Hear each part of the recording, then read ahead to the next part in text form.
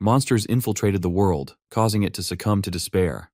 People fought until their last breath to safeguard the place they called home. Among those brave souls was the protagonist of this story, Carcelian Levandian, who fought against the menace just as viciously. Many years passed with him battling countless monsters, relentlessly piling up dead bodies with the only blade he had, and not an ounce of fear in his heart. Then finally, a day came when he fought Aaron's brother from another mother. That bastard was one tough nut to crack. The battle was brutal, but he eventually took down the piece of shit. In the aftermath of the battle, he too succumbed to death. But fate had other plans. With his soul drifting through this endless void, he met a human boy hailing from some planet known as Earth. The boy's name was Seo Dojin, who was on the brink of death for some unknown reason. Before dying, he wanted to make a simple request to Vandayan, who immediately refused even before listening to what this boy wanted to say. After all, bro just wanted to die peacefully. He was done with all the shit. He lost his country to the monsters, lost his loved ones, and eventually died a dog's death. While this boy, Seo Dojin, didn't really want to live either, he desperately wanted his family to have a good life. Well, it seems like Vandayan is finally ready to listen to this dude's request. The boy lights up like a kid in a candy store and musters up the courage to say he wants his family to live peacefully. And so, our boy gladly takes on the job to protect this boy's family, and finds himself on Earth. Now rocking the body of that teenage boy Dojin, our guy is on a mission to infiltrate Namsan Gate, which is ranked C for obvious reasons. Only registered heroes are allowed to enter, so the automated machine keeps blaring at him to scan his ID card, which our guy obviously doesn't have. He simply crashes through the guarded and authorized building to enter the gate, triggering the security alarm blaring about the infiltration. Once inside, he starts walking around trying to find monsters to smash. That's when he stumbles across a party of heroes, folks who have official licenses and permission to be there. They assume our boy is someone who got lost and offer to show him the way out, especially since they're heading for the exit too. Dojin stays silent, giving off a weird vibe. Even these heroes can tell something's off. He's wearing casual clothes and doesn't look like a hero at all. Sure, porters nowadays dress more casually, but our boy's outfit is way too simple for its own good. And what's up with that bag on his back? For all they know, he's probably just a clueless porter who got abandoned by the party he originally came with. Then again, they're not so sure. Dojin finally speaks up, acknowledging why they're feeling super skeptical, but makes it clear he came here on his own without any hero's party. Hearing this, one of the heroes sighs, understanding the reason behind our boy's presence. He has seen plenty of cases where people catch a hard boner to become a hero and hunt monsters after watching some flashy TV commercials.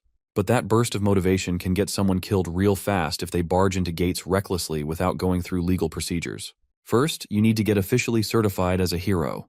Then you go through training and testing.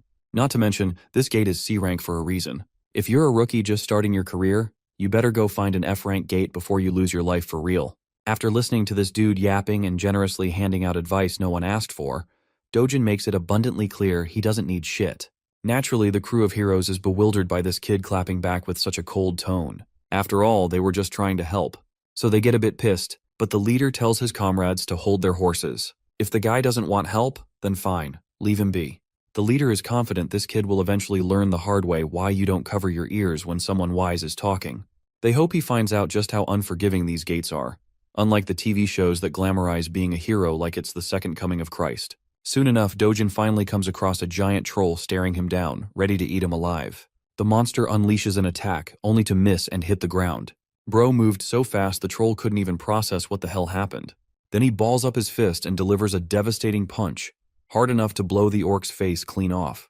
It's basically something out of One Punch Man, or Omni-Man on a killing spree. Now that the monster's out of the picture, here comes the juicy part. Time to loot, baby. First, he grabs the sword that bastard was carrying.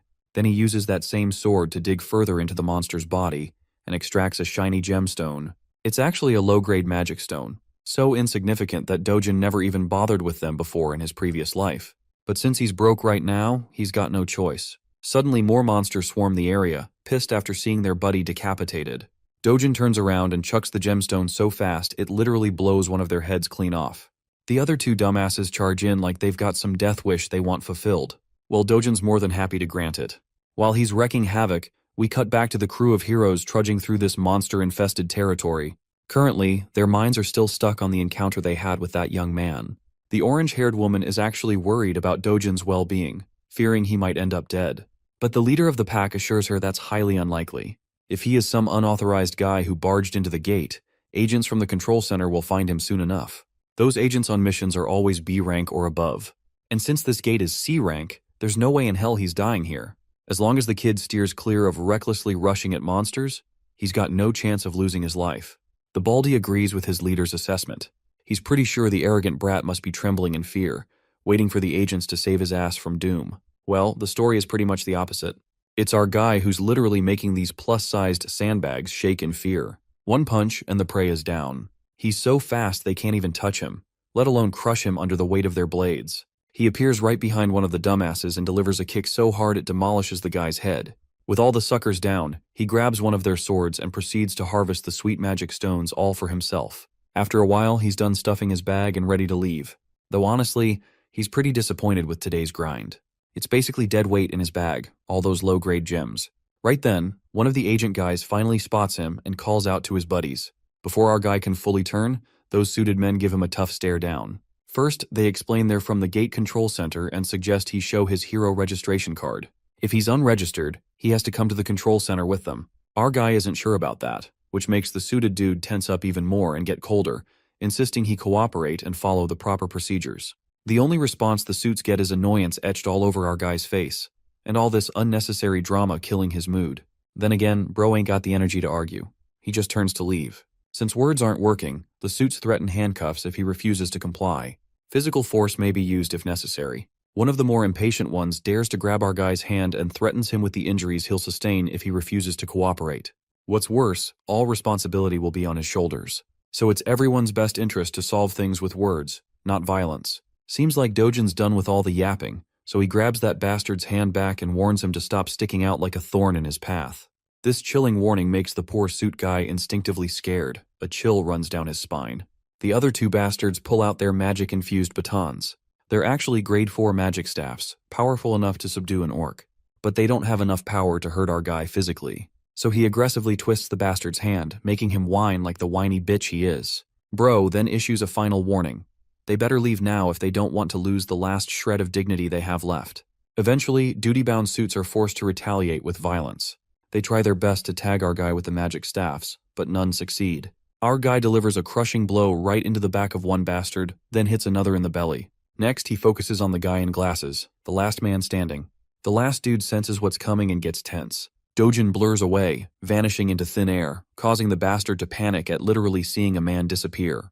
Then, out of nowhere, comes a sneaky punch right into the gut, making the bastard stagger backward in pain. Seems like Dojin is tired of all the bullshit and agents chasing him, so he finally starts thinking about registering as a hero after all. The agent assures him that as long as he avoids shady or illegal stuff, no agents will be out hunting him. Dojin then questions this thing called a rift, a question that completely throws the agent off. Quick context on how this world operates. There are multiple passages connecting to another world where strange monsters live. These passages are scattered across the world. The gemstones harvested from monster corpses are used as new energy sources, making them highly coveted. Because of this, the government oversees these passages to maintain full control over each one. Every government-controlled and open passage for heroes is called a gate. Passages that aren't controlled or enclosed are known as rifts. Back to our boy, who finds it ridiculously annoying that these suits follow him everywhere, accusing him of trespassing no matter which gate he passes through. The poor agent explains that if an unregistered hero enters a gate without permission, the control center is automatically notified, and agents waiting nearby are dispatched immediately. Since our guy is thinking about entering a rift, the agent makes it clear these aren't as easy to access as any gate. Trespassing into a rift results in a strict punishment, no warnings, no plea deals. Dojin isn't interested in hearing any of that, so he grabs the poor guy by the face and throws him aside like a trash bag. By now, the poor agent regrets not calling headquarters. This shit's way over his pay grade. Before leaving, Dojin takes one last glance at the trash agent lying there, thinking about what a weakling this dude actually is. The weakling seems to have a fractured arm and is busy shouting threats, promising to catch our boy and put him behind bars. The scene transitions to Seoul, Gasan Digital Complex in Gyeongcheon District.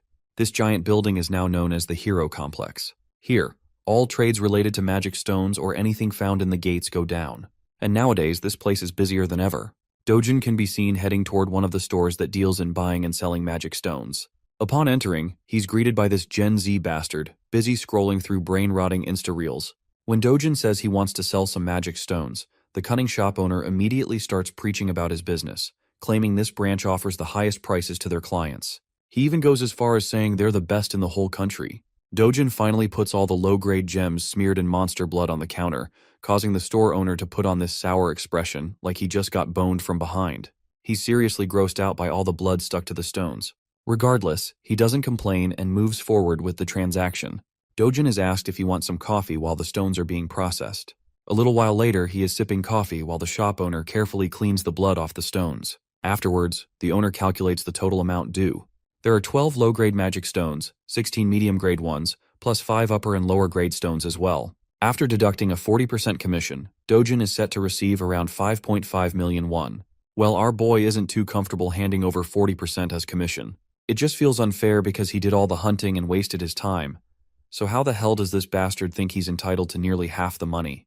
The shop owner proudly claims he's being generous, charging only 40%, especially since every competitor in this business charges 45% or more. He's so confident that he even offers Dojin to take his stones back if he doesn't like the price. After all, no one else will offer more, or at least that's what this bastard claims. Our guy ain't falling for that trap and starts stuffing his precious stones back into his bag. Seeing his tricks aren't working, the bastard grabs Dojin's hand before he leaves and demands compensation for the appraisal and the coffee he drank.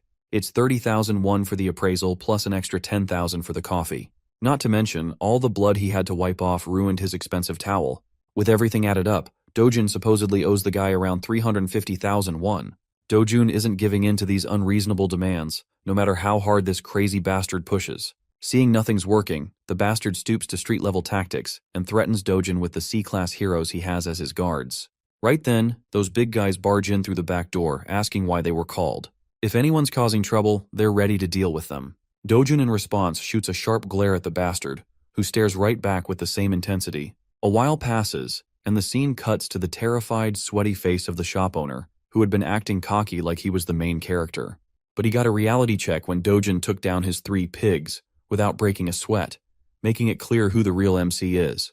My guy then walks up to the counter and smoothly negotiates the commission down to 1%, no questions asked. We all know there's no arguing when someone like Dojin is staring straight into your soul like that. So the deal goes through, and Dojin walks out with a fat stack of cash for the haul he collected with his sweat, or rather, his fists. His grandma and sister are both in total awe at the huge amount of money. Grandma even suspects Dojin is pulling a fast one with fake bills. But the guy quickly clears that up, saying the money came from lending cash to a friend who started a business that ended up doing really well. Grandma isn't sure if her grandson even has a friend like that. He tries to convince Grandma with another lie that it was a childhood friend. Eventually, Grandma stops asking questions, at least the big ones. Meanwhile, Dojin's sister is super proud of her big brother for making their family rich. The doting brother pats her and gives her hope about the luxury life they'll be living from now on. The little girl just jumps around happy to be rich. Watching her so happy, Dojin realizes he's actually making progress fulfilling a promise he once made. He remembers the words of the owner of the body he's possessing, whose one dying wish was for his grandma and his half-sister Yunyoung to live safe and happy lives. That poor guy disappeared right before Dojin could say anything, and when he woke up, he had become Seo Dojin. Now his only mission is to make sure this little family lives safely and comfortably. For that, he wants to buy the safest house in Korea, which currently costs 110 billion won. For him, making money won't be an issue as long as he gets his original strength back. This world shares a lot of similarities with the one he came from, the one that was destroyed. The only big difference is that rifts, gates, monsters here are all marginally weaker than the world he once saw fall. To him, who held the title of Sword God in his previous life, this place is nothing but a sandbox. So far, he's only been fighting at 1/10 of his original power. Suddenly, there's a knock on the door, and the visitor says he wants to see Seo Dojin. Bro stands up and decides to answer. As he opens the door, he finds 2 thugs standing outside. These guys are here to claim a debt Dojin owes, an insane 48 million won. Seeing this, Dojin's sure these are loan sharks. The real Seo Dojin borrowed money from before he left this world for good. Though it was supposed to be just 5 million won originally for his grandma's hospital bills, these guys are charging crazy interest to demand 10 times the original amount in no time. They know he's been making money through gates lately, so they want him to cough up the cash since it's all documented in the contract. But the only repayment these bastards get is a jaw-busting punch right in the big guy's face. That single punch sends the poor thug flying, leaving his partner with his jaw hanging in disbelief. Our guy then gives the scrawny bastard a deadly stare to remind him that over 9 million won has already been repaid. So if you do the math, these bastards should be paying him interest. With another punch that makes the bastard cry like a bitch, Dojin tells him to tell his boss that Dojin's coming to pay a visit. The scene then cuts to the shopping mall, bustling with life. There, we see sweet little Eunyoung lighting up a kid in a teddy bear store. Dojin brought her here for a shopping spree. Today she's free to get anything she wants. You know, our boy wasn't always that soft-hearted Pookie in his previous life. It's the original Dojun's memories that revitalized his dry emotions. It makes his heart warm up to see how kindly Dojin treats Eunyoung, even though she's only his half-sister. So he wants to keep doing the same and make sure to give all the love he can muster for this little girl. The little girl finally chooses a stuffed toy she really wants. It's a small but cute bunny. She picks it modestly, making sure she's not being extravagant. But Dojin picks a way bigger stuffed toy for her. He doesn't want her to hold back at all. It's her day, and she can pick whatever her heart desires without thinking twice about money. They both treat themselves to some good food too. As they enjoy their meals, an unfamiliar voice calls out our boy's name. It's a middle-aged woman followed by a bunch of bodyguards. This chubby MILF seems like yet another trash talker who loves to hate on our boy. First, she points out his lousy sense of dressing. Then she questions the girl sitting next to him. She's bold enough to throw a jab, saying he must have knocked someone up and had this girl, just like how his mother brought him to this world. Of course, these sharp jabs infuriate our boy beyond anything. Meanwhile, the little girl has no clue who this lady is or why she's trash-talking so casually. This MILF then promptly turns her attention to the girl and asks her name. The girl introduces herself as Lee Eunyoung, which makes this trash MILF realize she's Dojin's sister. Out of habit, the woman throws a jab at her clothes too, calling her a mess. This bitch isn't sparing her deceased mother either, and all of this is just getting on our boy's nerves real bad. But for some reason, he's holding it all in, not trying to get aggressive with her provocations. Even this MILF is pretty astonished at how Dojin is keeping his composure, not falling for her traps. So this bitch decides to go one step further. This fat piece of work is bold enough to ask a child the meaning of harlot. Well, that's the last straw. Dojin snaps and calls her an ugly woman who belongs to a tribe of orcs. Of course, the woman is left wide-eyed and mind blank after getting caught off guard. Let's have a little context to understand why Dojin has been tolerating this woman only so much. You see, Dojin was born an illegitimate child and lived in poverty. At the tender age of 7, his mother died, and he barely made it to his father's house. With his father marrying a new woman, he was shunned by everyone. It only got worse after his father's legitimate wife gave birth to a son, and Dojin was ignored completely. Things got so bad that he got kicked out of the very house he lived in. So he lived with his half-sibling at his grandmother's house.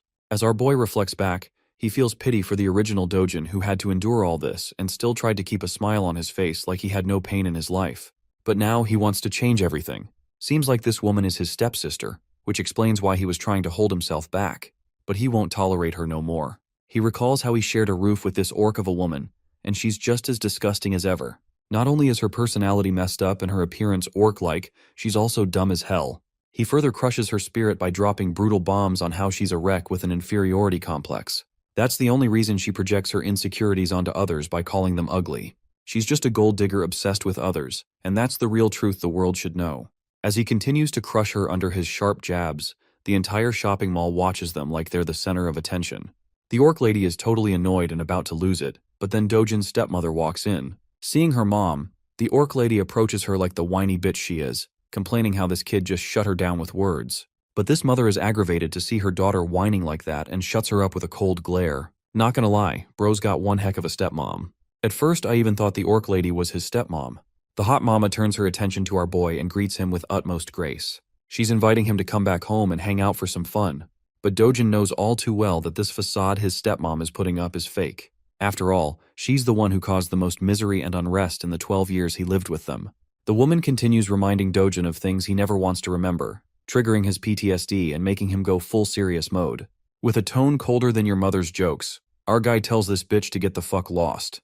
That's a major slap to her dignity, being shit-talked by someone younger than her. She just twirls around and leaves with the last bit of dignity she has left. For real though, she wasn't expecting him to clap back so sharply. She's left wondering if he's the same guy who would just lower his head even when she slapped him for no reason. Her bitch of a daughter follows along, with their bodyguards also following the both ladies. Honestly, these guards played the perfect role of mannequins in this ordeal. Let's shift our attention to our boy. Seems like these two girls totally ruined the time our duo was having. So our boy decides to be on his way too. The way he reacted to his stepfamily was intentional. He wanted to make one thing clear. The Seo Dojin who couldn't even speak up for himself is gone. It's high time his trash family realizes that. We then cut to a Mercedes zooming down the road. Inside the car, we see both the trash mother and daughter. The daughter is pissed at her mom for just walking out quietly instead of putting Dojin in his place. As she vents her frustration and curses our boy for the humiliation they suffered, the mother orders her manager to answer why Dojin is still alive. While Baldy has no clue how this dude is alive, it doesn't match the reports. The woman blares at the top of her lungs about the bullshit this man is spouting. How the heck could he be alive if they made sure the job was done and clear? The poor guy assures her he'll look into the matter again and make sure this time the job is executed properly. Meanwhile, the trash daughter has no clue what her shady mother has been plotting all along. She's rattled hearing talk about killing and dying. Eventually, the mom poses a question to her daughter, wondering if she has feelings for Dojin. This catches the fat pig off guard, making her blush and flustered. Actually, she's worried about Dojin dying because if grandpa or dad find out, they're gonna be in serious trouble. The mother grabs her daughter by the mouth hard enough and drills her to stay the hell away from her business. The mother is dead set on claiming Dojin's life, with no plan to spare him, especially not after how he dared to talk back to her. Getting rid of him is the best revenge she can think of. A decade ago, the world took a turn to chaos with the appearance of the Rift. This terrifying dimension gave birth to monsters, spawning from the portal, armed with the objective of slaughtering humans upon sight. Their terror didn't stop. It was ceaseless, and eventually demolished the world, scarring it with destroyed cities engulfed in flames. However, just like the appearance of the dark forces, there came the emergence of the light in the form of valiant warriors called the Heroes. With their emergence, the first discovery of mana stones was made from the dead bodies of the defeated monsters. Back to the present. Dojin's going somewhere, reflecting how mana stones quickly shifted the world's dependence from traditional energy sources. Because of their key role, countries decided to center their attention towards the emerging rifts, basically claiming priority over them so they could extract resources. With the current state of the world in motion, all of its industrialization is completely reliant on the concept of gates and the dependence of heroes. And because of that, the profession that can be classified as a hero reaps high rewards. A consistent high salary can only be achieved via becoming a proper hero. Dojin's arrived at his destination, and it's actually the Yongdongpo HCS Capital Establishment. I know that's a mouthful, but you guys will see why he's come here soon. He finds himself entering the building, and upon first glance, the boss and his clowns look like your average run-of-the-mill thugs who want to scare people with their ugly faces. But Dojin is pretty chill about the situation. The boss puts out his cigarette and points out our boy's audacity to not only beat the crap out of his goons, but also to show his face at the door. It really shows that Dojin really doesn't give a flying fudge about anyone. He cleverly tells the organization's owner that, in reality, it's actually Dojin himself who found himself at a real loss. That statement is ridiculous from the point of the view of the boss, so he seeks clarification on what our guy means. Dojin clarifies that actually, he's come here to receive his well-deserved compensation. After all, he's endured mental, physical, and materialistic losses all this time because of the existence of these clowns. With his strong and serious words, the boss has noticed one significant change from the boy's personality. Something about the kid has changed. He's no longer the soft-spoken spirit or the gentle person he was. Then there's the added evidence that this same kid destroyed the lackeys he sent to his door. All things considered, the boss's leading suspicion is that Seo Dojin must have experienced a unique kind of awakening throughout his experiences in the gate. Despite knowing this, Dude still decides to act arrogant and tells Dojin that his newfound confidence because of his awakening will become his own undoing. The hypocrite calls our boy for being overconfident in his abilities, and to back up his claims, he brings over a bunch of grumpy men to intimidate him. Of course, he can pack all the muscle he needs, but to the experience of the sword god, they're practically insects in comparison. The boss is talking out of his ass and states that even those awakened people end up getting killed like deadweight and low-class heroes in the end. The funniest part? Bro is under the assumption that Seo Dojin is nothing beyond the level of a D-class hero, and that his organization can easily stomp on someone as weak as that. Meanwhile, Dojin is just chilling on the sofa in the background while 5 guys are staring him down. Without showing even a hint of amusement, he orders the boss to sit the heck back down. The boss is astonished to hear him continue to speak in his previous tone, while Dojin emphasizes with a serious face that he's not done talking. Hearing him say something like that, one of the guys decides to get his balls tripped up and challenges Dojin. Amusingly enough, our boy happily takes off his glasses, adding more to his confusion. And then he hammers a Mike Tyson Ballistic Universal Machine Gun Rocket Punch 9000 in his damn face. The dude is sent flying from the impact while his friends are at a loss for words. But that's not all, because the beating is shared among the group as Dojin knocks down another one. Keep in mind that while he's beating their asses, he's calmly making his points too, sharing his knowledge of the boss's secret shady business underneath the cover of a money-lending business. Dojin aims to punch down an orange-haired punk and proves his knowledge of the counterfeit identification business he pulls. Having landed his punch, he tells the boss that he's in search of a hero identity to officially register as one and make money. Ducking the strike of the final guy, Dojin returns the blow with triple the love. And that's how he made the entire group sleep with his special sleeping routine. Works 100% of the time. Dojin continues his demands, stating that he's in need of a foolproof identification that doesn't cause any trouble for him in the future. The boss is left starstruck by what happened in the span of a few seconds. Our boy reminds him that he's only got one day to forge the identity for him. Some of the men didn't intervene in the fight, by the way, which is a compliment to the NPCs because they're the type to challenge God while being a level 1 rookie in most stories. The boss is out here tripping for life as he begins to question and assess Dojin's skill level. At the least, this guy appears to be B-class in strength. Bro is so lost in his thoughts that he has to be reminded by the kid to snap out of it. He happily accepts the job too. Finally, Dojin grabs his shoulder politely and contrasts it with an intimidating expression on his face. He wants to know if Hong Heju, his stepmother, ordered a hit on him. Of course, this is actually pretty much the case, evidenced by the conversation she had with her daughter and assistant earlier. The boss is at a loss for words until Dojin forces his grip so hard that the guy yelps in pain. Even his scrubs are looking helpless for their boss. I have to say they should really change their barbers too. Anyway, the boss breaks down and reveals her heinous strategy. This cruel scheming woman actually wanted to suck the life out of Dojin's bank account, forcing him to so much financial instability that he doesn't have any other way but to take his own life to escape from it. Now that is a definition of an evil fucking plan, especially towards your son, even if cast away. Those were her orders. Dojin hears this, and after enough of his begging and crying, he lets the man free, questioning if that's also one of the reasons they locked him inside the gate. The boss turns into an innocent little guy who had nothing to do with that incident, even going as far as to reveal that he wouldn't get paid for the execution if he died inside the gate. That's probably one plausible reason why he couldn't have done something like that, and it already has Dojin thinking. He utters the words Kang Cholwoo, which is actually the name of the guy who brought him to the gate in the first place. Effectively, Dojin wants to know every last piece of information of the guy until tomorrow. With his 2 demands stated, he leaves politely, completely changing the atmosphere of the room from which he first entered. After that conversation, Dojin is left with a deep contemplative state again. The real Seo Dojin only had one desire. He wanted to protect his little sister and his beloved grandmother no matter what. On top of everything that happened, it just adds another layer of misery and shows the kind of life the poor kid had to endure while being helpless. But not to worry, because the sword god is ready to do what he must in order to set the record straight. The following day, guess what? Our boy's officially registered. And he's also got a B rank rating, which is convenient, unlike all the other stories where the main character just has to be at the lowest possible rank for style points. Tapping the card on the machine, he proves the card's legitimacy because it recognizes his identity into the system. However, it warns him that the rank is still lower than the dangerous quest he's about to take. This is actually pretty annoying to our boy, who thinks that maybe he should have peeved the bastard to assign him a higher rank so that he couldn't run into these problems. Despite the system's repetitive warnings not to enter the gate far above his level, Dojin doesn't give a damn and goes anyway. Let's talk about the specifics of the Night Island gate. It's actually just a B-rank gate, but the logic doesn't mean a B-rank hunter can survive it. Heroes are always recommended a class higher than the gate rank for mission safety.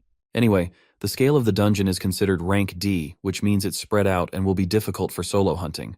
The good thing, however, is that it's in the form of tunnels, which means to some capacity, solo hunting won't be that hard for him this time. Because of the gate's scale, it is highly recommended that an A-rank hero take on the task. But the words risk and danger don't exist in our boy's dictionary. If anything, the worst that could happen is that he'll have to face off against an entire fleet of monsters in a narrow tunnel with little to no room. Dojin smiles at his first opponent, which is a giant serpent with a chaotic purple aura. For most heroes, this would be a sign of terror, but for him this is a sign of good luck, as he prepares his gauntlets to get the battle started. Oh, and by the way, the serpent has a bunch of its friends too, and their tongues remind me of the Alien movie. Anyway, they do their best to attack, but it's pointless because our boy is such a killing machine that he snatches and collects the mana stones like the monsters never even existed. The Black Killing Viper is a class of monster that is known for its hyperactive paralysis poison that can knock anyone down even with the slightest contact. With that in consideration, Dojin charges to propel himself at bullet speed and launches full swing. In a short span of time, he's about to slice and dice the creature all over its body, splashing blood until he severs the monster in half. With the creature defeated, Dojin notices his equipment. The gloves he purchased are ensuring the poison doesn't get in contact with him, and for the price of 300,000 won, they're holding their ground. Returning to the hunting session, Dojin turns his attention to 4 more of these ugly limbless lizards and begins blasting right through their heads with his powerful speed. More and more blood splashes out until the vipers are sent to the afterlife.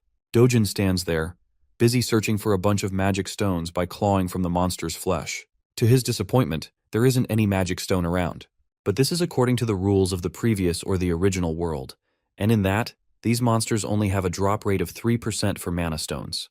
This means that he's got to hunt down at least hundreds of them for good loot. Walking his way along, he discovers Mr. Bonehead. You might be thinking it's the boss, but Dojin's got a different opinion, and as he asks the oversized serpent if he's the boss monster, because definitely the snake will answer like a good friend. Anyway, Dojin thinks it's a good thing this big guy appeared because he won't have to worry about getting lost anymore. Spiraling into an immediate strike, he plans to end the battle quickly to return home.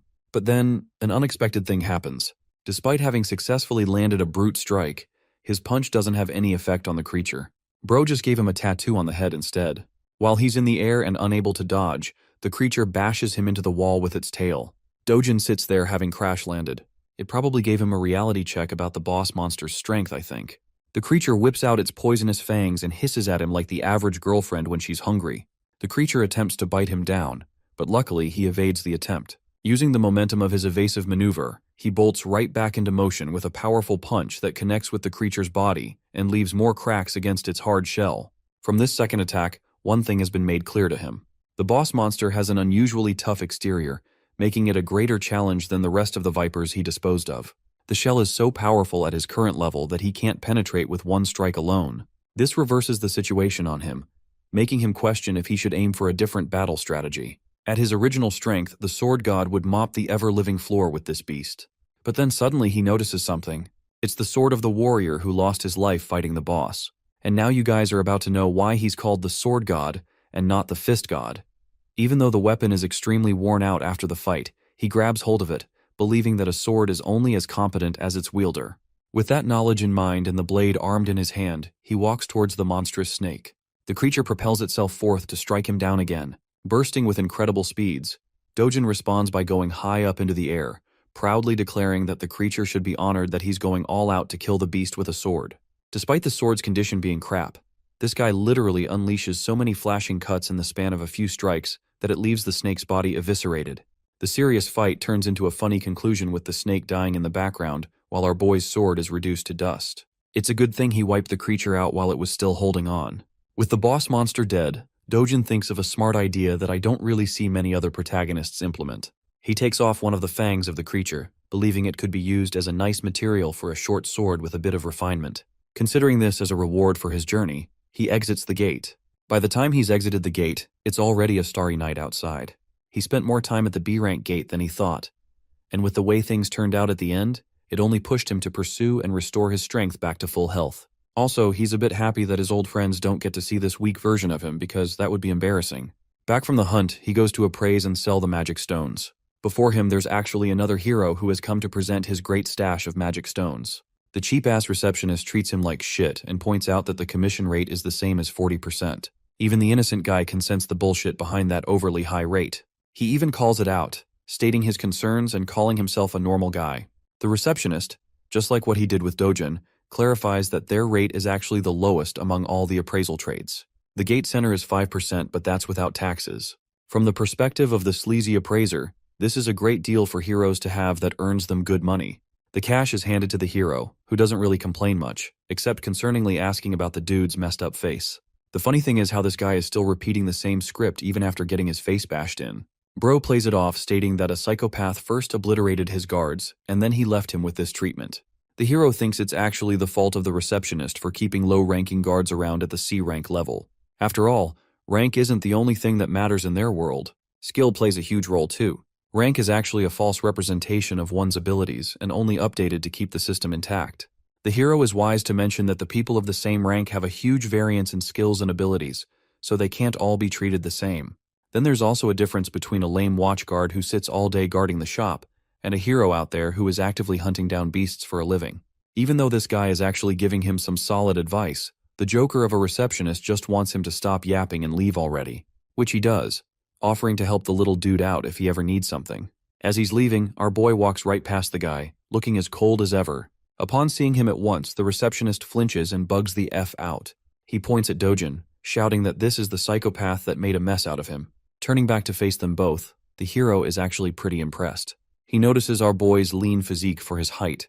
Still, the fact that he made a mess of the guards here spirals the man to gear up for a fight, questioning if he's the troublemaker. The one thing I like about this guy is that he isn't offended for petty reasons. He actually believes that Dojin is misusing his powers as a hero by bullying civilians in his normal life. Of course, it couldn't be further from the truth since he only knows one side of the story, but it's still quite interesting to see realistic characters. The receptionist is enjoying the scene, knowing that this guy is actually a 7-year-old veteran hero. If something happens to him here, the guy has plenty of connections he can abuse by giving them Dojin's name. Without really giving a damn about who he is, our boy turns back and simply tells the boomer to piss off. This only spirals the guy into being provoked, because all of a sudden now it's really looking like he's being an asshole. Dojin asks if the guy is looking to exact revenge on him. Hearing those words, the veteran hero is provoked. However, being the responsible hero that he is, and from the experience he has, he knows that it is unwise to take battles against other heroes as it almost always results in deaths. It's actually an even higher rate of death than a fight against monsters. Recalling that fact, Bro literally chills out and turns his back, leaving the receptionist at a loss for words.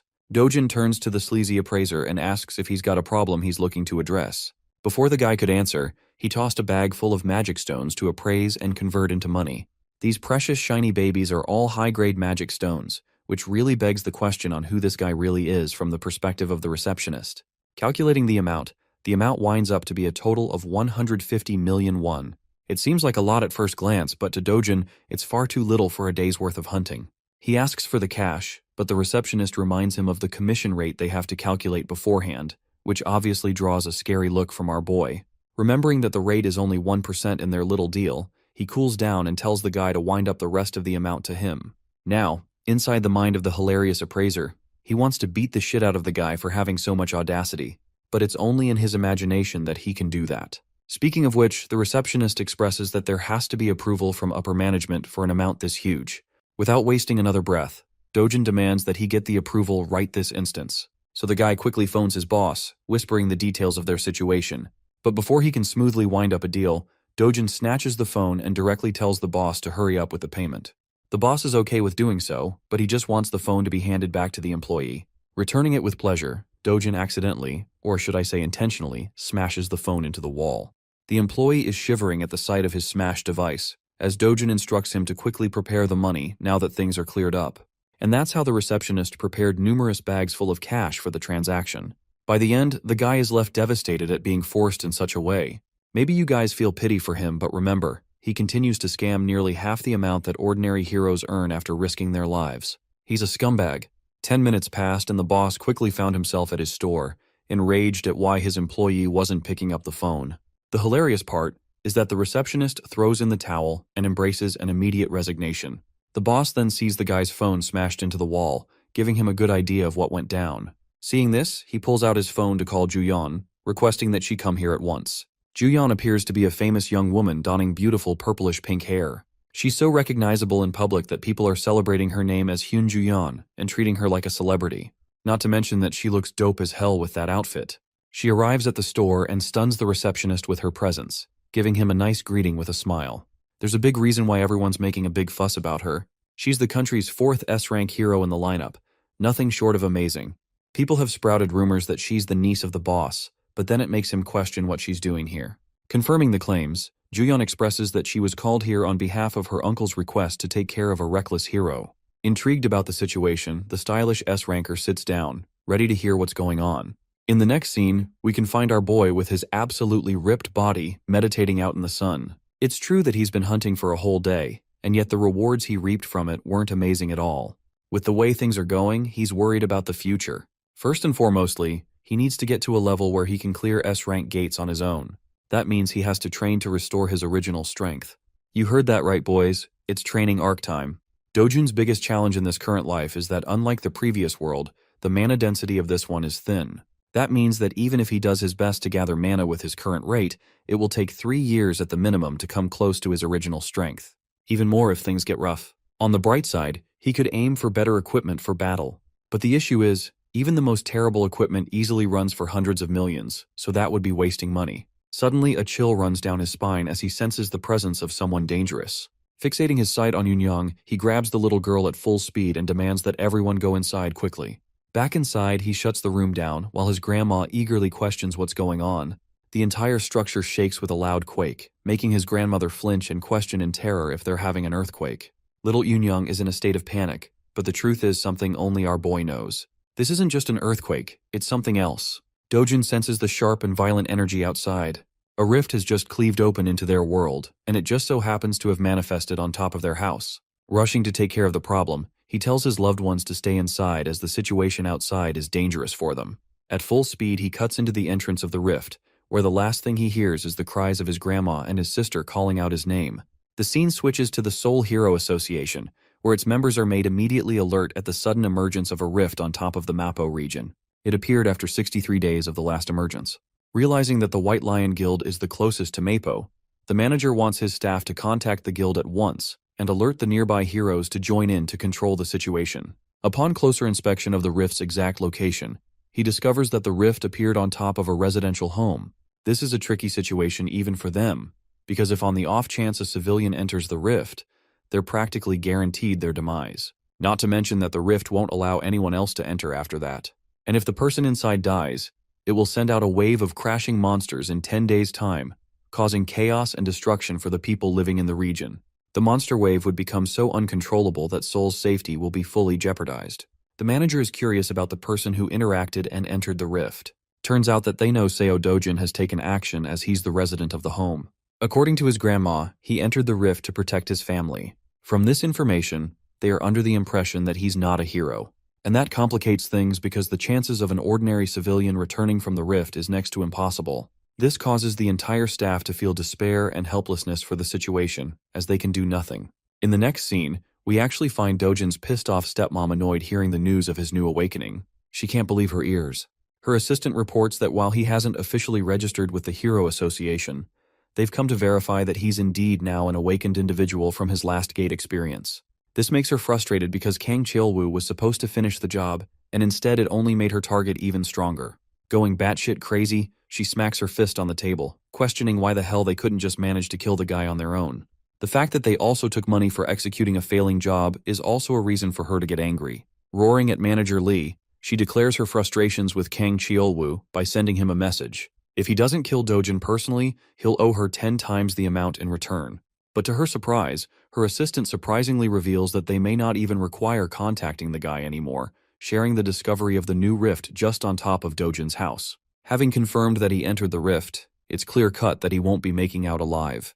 Hong Hee-ju is happy to hear the news and the implication that he won't make it out alive. She calms down, appearing normal for once, and tells the assistant to assess the situation until they get more news. As for our boy, he's just arrived in the rift's domain. It's a forest. In fact, it's the same forest that he once used to enjoy his youth in while resting. The forest of Patiswa is exactly the same in its reconstruction down to the very last details of how he remembers it. Even the rich mana inside carries the same weight. Following the pathway, he smiles at his reunion with the all-powerful World Tree. This tree exudes mana in its purest form, the most divine structure and the core of the world's stability. So much so that when the old world fell, it started when this tree was incinerated to the ground, forever tampering with the flow of mana. However, in this rift dimension, the tree is fine and just how he remembers it. Though he's unaware of the cause, one thing is for certain. He has a chance to reclaim the mana he lost by absorbing it from the tree. Meditating underneath the excellent flow of mana, our boy is getting his strength clearer and clearer. He spent more than 3 days sitting exactly like this, forgetting to eat or drink or tend to his bodily needs. 10 whole days passed, and all he could focus was on harmonizing his breathing.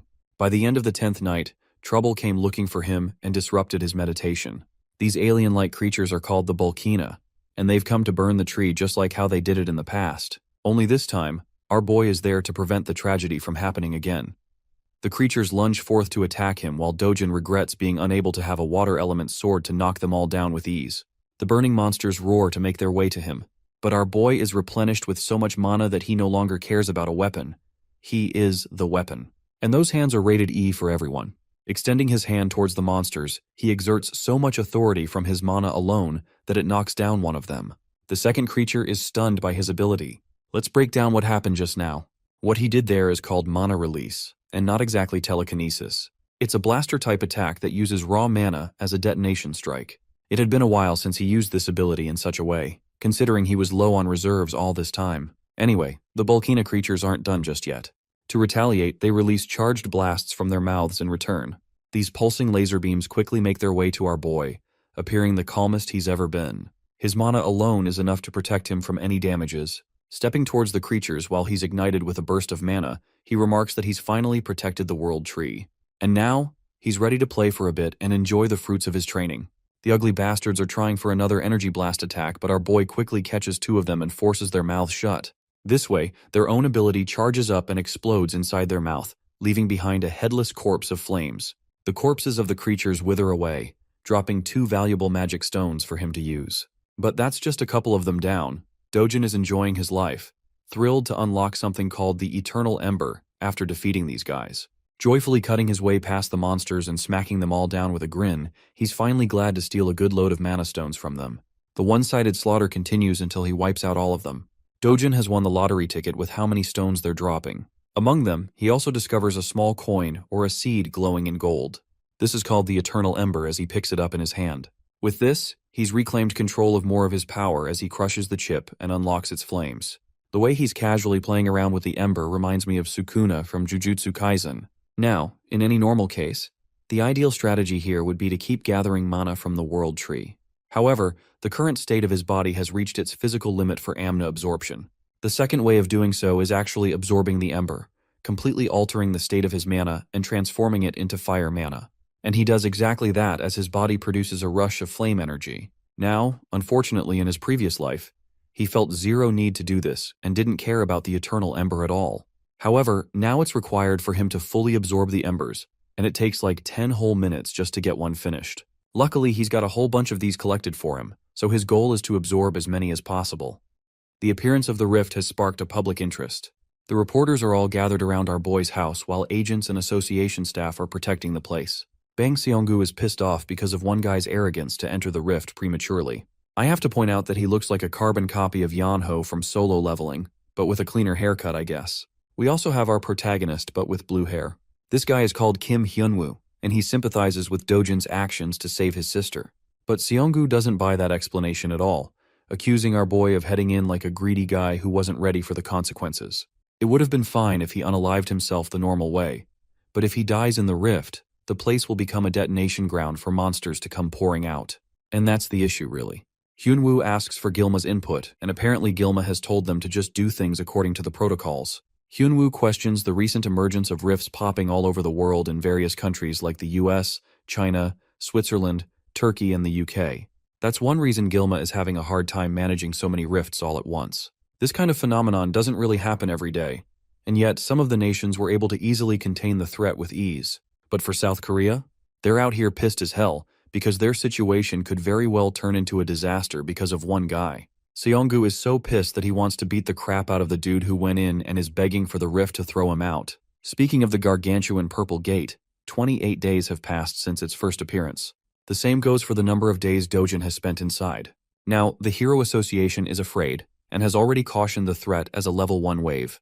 Dojin's identity isn't revealed to the world just yet for privacy reasons, but they're calling him Ordinary Person S for now. While the rest of the world is clueless about Dojin's identity, the boss of the money-lending organization catches on quickly and connects the dots. Even his assistant confirms the report to verify the information of his involvement. Kim Myong-gu plays as the right-hand man to the president Hwang Chang-seob. Chang-seob is curious and wants to know Dojin's chances of survival to make out in One Piece. Yes, I said the thing. As a ritual of this channel, the One Piece is real. Moving on, the assistant is pretty damn certain that an ordinary person has roughly less than 1% chances of survival. But the mere mention of Dojin being treated as an ordinary person carves an amusing smile on Chang-seob's face. That same regular so-called person put his men in the hospital and gave them bandages for weeks. From the perspective of the world, they're vastly underestimating the abilities of the one civilian that went inside the rift. Now, Chang-seob is also interested in hearing the chances of someone surviving as an awakened individual. For that, his assistant believes that it would ultimately depend on the level of the hero, and it's tough to make a judgment call without accurate information. Even Chang-seob admits that fighting ability is different from pure surviving ability. And then it introduces a whole different level of complications when you're inside a rift of all things. Anyway, one thing is for certain.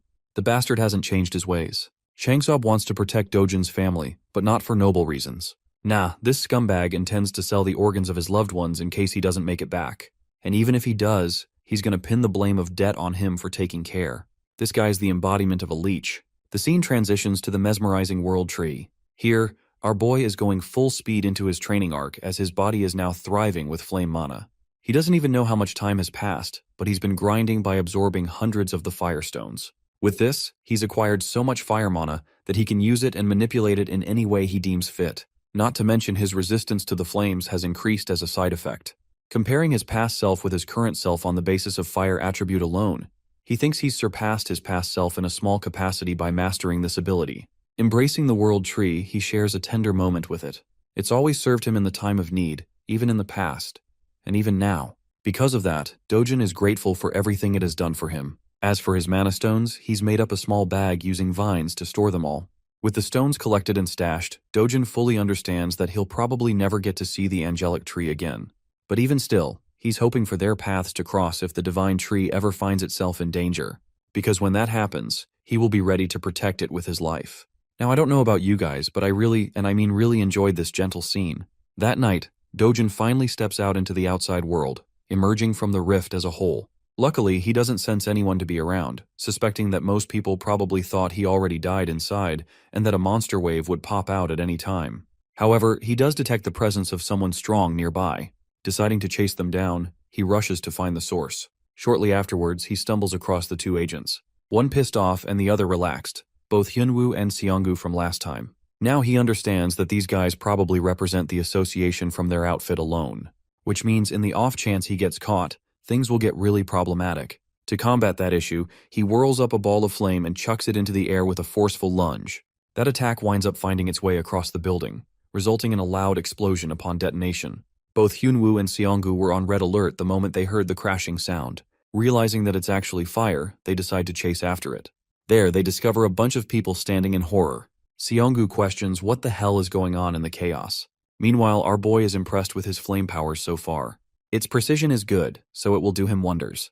In the memory of his old friend called Tusk, he wonders if the mage would be impressed by his current level of flames. After all, Tusk was known to be the strongest fire mage on the continent, and they shared a good bond. Suddenly, Hyunwoo's sharp senses alert him to look for the rift. It appears to be acting up and right before their eyes. It disappears into the mist. Both of the agents rush to the site to see what's going on. When they arrive, they can't believe that the rift's connection to their world is no more. As for our boy, he's just making his way to his next destination without any problems. News breaks out the following morning concerning the state of the rift that lasted for a month in Mapo. It is announced that the rift disappeared 29 days after Seo Dojun entered the zone, proving the concerns of the Hero Association to be wrong about the monster wave. They have no idea about the unexpected disappearance of the rift, and they're currently investigating what went down. They also have trouble dealing with the cause of the fire that broke out at the time of the rift's disappearance in a junkyard. Now, this leads most people to believe that Seo Dojun is dead, and that this is just the consequence of his own actions. Unbeknownst to them, our boy is hidden in plain sight, observing the conflicting opinions of the people as some are sympathizing with the boy who lost his life. Unfortunately, the disappearance of the rift is heartbreaking news for our hero. He's devastated that he can't interact with the World Tree anymore. Even though he can't protect the World Tree, there is still one other thing he could protect in his life.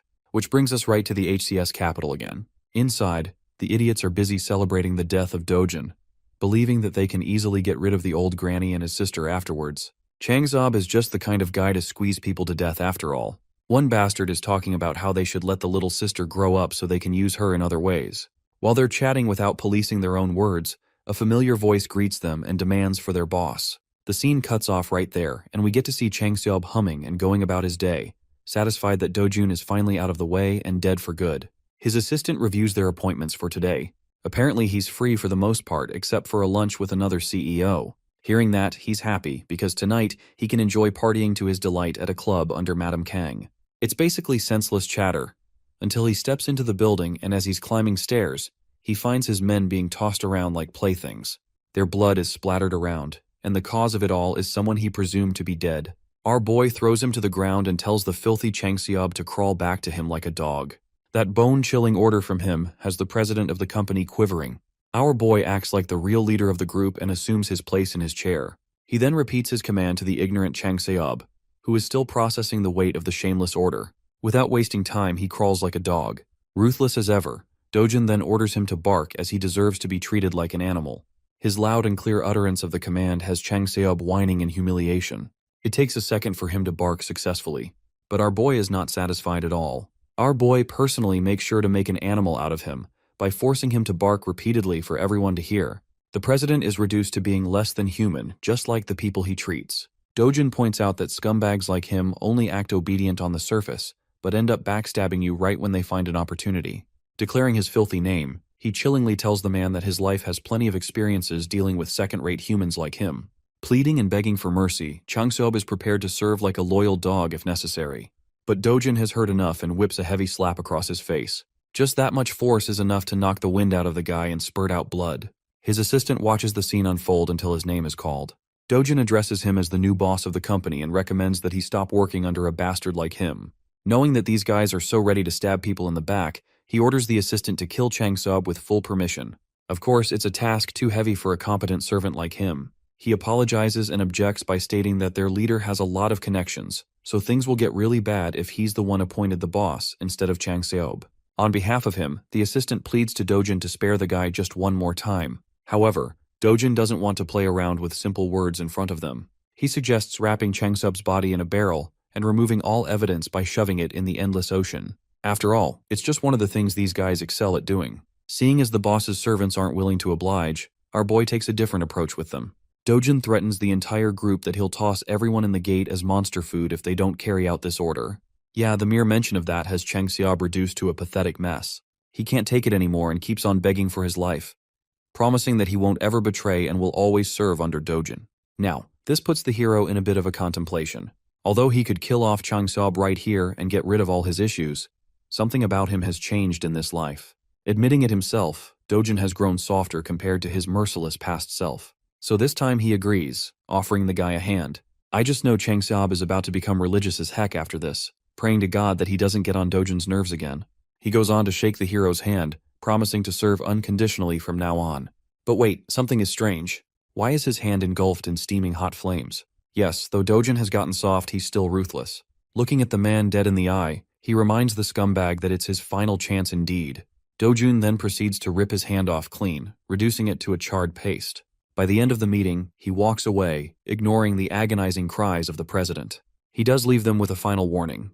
If even a single one of them tries to get in the way of his family again, Dojin will personally ensure their deaths. As for their new job, they are forever deemed responsible to protect his family for the rest of their lives. Now that's how you handle traitors. Officially speaking, the man known as Seo Dojun was just a blip in existence that vanished along with the rift. In reality, he's actually dining in the local McDonald's. The government, Hero Association, and all kinds of media outlets quickly moved past him like yesterday's news.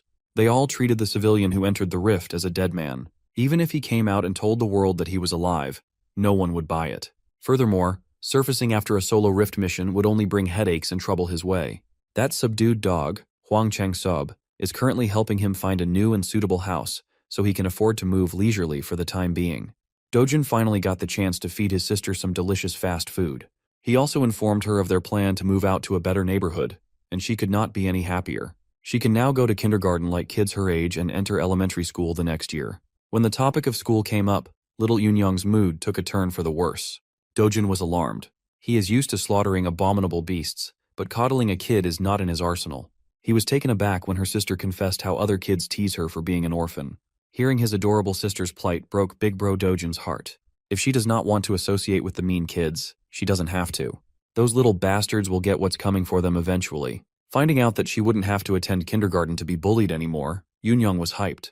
Inwardly, Dojin is devising a plan to send his little sis to a prestigious private school where no one would dare look down on her. That night, Seo Dojin found out that Kim Eongu had stashed his grandma and sister in some random motel while he was stuck inside the rift. Glasses bastard almost broke his back trying to apologize. He reasoned that the motel is under the management of their company, so it is safer than any other place. Dojin does not have the energy to mess with lackeys tonight, so he just enters the room and sees his grandma once more. Little Yunyang pounced on him with a bear hug, and grandma held his hand with tears petering from her eyes. She's just glad to see her grandson come back alive. At first, the hardened warrior was stunned, but once he felt the warmth coming from his family, he accepted the love they had for him with a smile. Little Yunyang has taken a liking to McDonald's, so they've been dining in that absolutely real place a lot. Today, she asked questions about Big Bro's job, being a hero. When asked if she likes having a hero for a brother, Yoon-young nonchalantly answered that she does not. While it is cool that heroes are strong and cool, they are also constantly in danger when fighting terrifying monsters. Sometimes they even die. And little Eun-young just wants her brother to live with grandma and herself for a long, long time. Dojin had been so used to mindless bloodshed. Having someone worried about his well-being is quite a new feeling for him. In the harsh world of the past, he was the last human survivor. He fought monsters and creatures beyond your wildest dreams. In the process, he lost a lot of things. Now that he's given a second chance in a different world, something incredibly precious has appeared by his side. Feelings he had long forgotten are coming back to the surface. In this world, maybe he can live happily. Maybe he can just live a quiet life with joy and love. While he was feeling fuzzy and warm on the inside, Korea's Hero Association was in shambles. Na Tae-hwang, founder of the Korea Hero Association and director of the World Hero Federation, has been stressing over the recent rift incident, or the lack thereof. Their best people have investigated the site, but no new information has been found.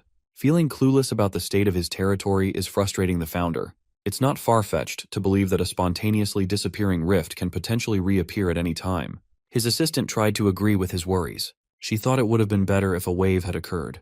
At least they would not have to worry about unknown variables. Director Tae-won cuts her words off before he gets angrier. While he is worried about uncertainties, he thinks it is fortunate that no one was harmed. Na Tae-won is one of the top 100 respected and strongest heroes in the world. It is widely speculated that he would easily be elected with the most votes in history if he ran for president. His words and influence could easily topple domestic conglomerates if he wanted to. Thankfully, his interests lie in neither the power of a nation's leader nor the wealth of a conglomerate. The only thing he cares about is the safety of his people. In other words, he's a real one. Even if it takes time, he wants a more thorough investigation covering the rift's perimeter. The residents around the nearby area have already agreed to sell their properties to the association, so that shouldn't be a problem. As a consolation, Tae-won wants to offer those people more than the market price for their homes. That's the least they could do after causing such inconvenience. All reliable sources have relayed that multiple rifts have occurred in different countries. No matter how you look at it, something must be going on. The United States and China have already entered the control stages of their rifts. Among major nations, the United Kingdom is facing the biggest problem. While reliable and veteran heroes have been dispatched to clear the other rifts, the United Kingdom's squad was simply doo-doo garbage. Speaking of them, the month-long mission to get rid of the UK rift has finally crumbled in a glaring defeat. The UK rift wave occurrence has officially begun. The city and its people are going about their day like they normally would. Amongst the crowd was Seo Dojin, blending in with the pedestrians. Today, his destination is his favorite shop in the Hero Complex. When he entered the door, the dude manning the counter gave him a greeting by instinct, but choked upon seeing his face. Every strand of hair in his body stood in terror upon seeing the black-haired young man. Today, his manager is in the store, so he won't have to deal with this sadistic customer alone. The manager promptly closed the paper he was reading and lifted his gaze. His voice was controlled but was tinted with anger. This is the guy who's been forcing his pushover cashier into buying low-grade crystals. Dojin lazily removed his backpack and tossed the whole thing on the ground. It's actually good that the manager is here, so the sale of his magic crystals would proceed faster. Mr. Manager expected another batch of low-grade crystals to spill on the floor. He's not interested in such small-time business. Dojun does not like being turned away when all he wants is fair trade. The manager or any other sane business owner cannot afford to accept just a 1% fee. It would be better if the young man just left. Dojun asserted that refusing to do business with him would be a massive mistake that Mr. Manager would regret. The manager continued shooing the young man away, not even bothering to look at the bag. This is the last warning he will give before things go down. In response, Dojin kicked the backpack down, spilling its contents on the tiles. Being experienced crystal traders, both the cashier and the manager immediately recognized the properties of those rocks. That crude bag was actually filled with Hero's magic crystals, a legendary treasure that money cannot buy. Dojin has a rough idea of how much these things are worth. He knows he's holding premium stuff. You see, the Hero's magic crystal was used by an infamous Mexican drug lord, Korzaman, in New Age drug manufacturing. One night, a laboratory accident changed the course of his life and the world's perspective on such a little rock. The Hero's magic crystal caused Korzaman to awaken as a powerful hero. Since then, the crystal has become a priceless item for hero awakenings and mana enhancement. Such an incredibly rare energy source can be classified as an ultra-high-end product. As a power move, Dojin ordered the schmucks to pack their stuff back up, and he left. Mr. Manager quickly changed his dismissive and arrogant tone into a welcoming one. He even escorted the young man to their VIP seats and offered some drinks while his cashier polished the crystals. Dojin liked reversing the situation in its head. One second he was being driven away. The next, he was sipping on some iced beverage. His opening demand was full price with a 0.5% commission. As soon as the manager expressed a sign of balking, he threatened to pull the deal. In prior trades, Dojin agreed to 1%. Now he's lowering that already abysmal rate even lower. Frankly, he's just doing that out of annoyance. In response, the manager lowered his head and tried to give the sincerest apology he could muster. Well, Dojin is tired of hearing empty apologies. They can either accept his rate or he'll take his business elsewhere. It's that simple. At the counter, the cashier is inwardly cursing Dojin for being such a rude prick. Seeing that his acting wouldn't convince the kid to give him a bigger cut, the manager locked in and gave a lengthy lecture about magic crystal markets and pricing. Dojin doesn't have time to listen to such long-winded yapping, though. He finished his drink and got up from his seat, making the manager panic. Feeling the deal of a lifetime slipping away from his fingers, the manager offered a 9% commission. It did not work, so he proposed 8%. This continued from 8 to 7, 6, and 5. In this range, his shop won't be making any profit at all. While the manager is in the pits of despair, Seo Dojin pounces and agrees to settle for 1% out of respect for their past dealings. Inwardly, the manager wanted to scream and curse the blatant extortionist. He just can't bear to let go of the product. The next words that came out of Dojin's mouth nearly made the manager piss his pants in excitement. Aside from the one he brought today, he has about 7 more bags of those priceless crystals. With that being said, the contract was quickly produced and signed. After a few minutes of officiating the deal, 67 billion won entered Seo Dojin's bank account. That's about $48 million. At this rate, his 110 billion won house doesn't seem so far off. The problem is that getting more high-grade magic crystals through normal gates is a time sink. If he could find a way to freely travel through rift zones, he could easily farm treasures like a madman. While looking at his phone screen, an administrative message was sent out to everyone in the country. The wave outbreak in the southern region of the United Kingdom had been finally announced to the general public. In the meantime, everyone is banned from traveling to the UK. After reading about a real problem in the real world, Dojin lost interest in messing with the manager of the shop. In the past, no matter the country or which association was involved, he might have intervened to seal the rift himself. But he's not that guy anymore. He has more fulfilling matters to attend to. Tonight, dinner is on Dojin, and they are getting expensive meat. Little Yunyong's mouth watered at the sight of pork and beef marbling over the grill. The expensive meat and succulent side dishes just kept on coming to the table. Worried that they were spending too much given the price tag on the menu, Grandma slowed down and asked her grandson if this was okay. 250,000 won for 100 grams is pretty steep. Dojin dismissed her worries right away. After making a killing with his crystal harvest, they could eat as much as they wanted, and it wouldn't even make a dent in his bank account. Yunyong's first bite made her fall in love with the taste of the wildly luxurious beef. Dojin continued adding more and more to the grill as Grandma watched in apprehension. Hell, there's another package of fresh ribs, prime ribeye, strip loin, and skirt meat coming to the table soon. At this point, the scale is just ridiculous. How could 2.5 people even finish that much food? Well, Grandma is underestimating the appetite of a protagonist. To knock her out of her worries, little Yunyong convinced Grandma to give the expensive stuff a try. Unable to refuse the offer of her sweet girl, Grandma caved. One bite of that expensive meat was all it took for all her worries to dissipate into nothing. Afterward, the happy family enjoyed their extravagant dinner filled with smiles and laughter. Unbeknownst to Dojin, an attention-grabbing young woman just entered the restaurant. The necks of the other guests almost broke wherever she passed by.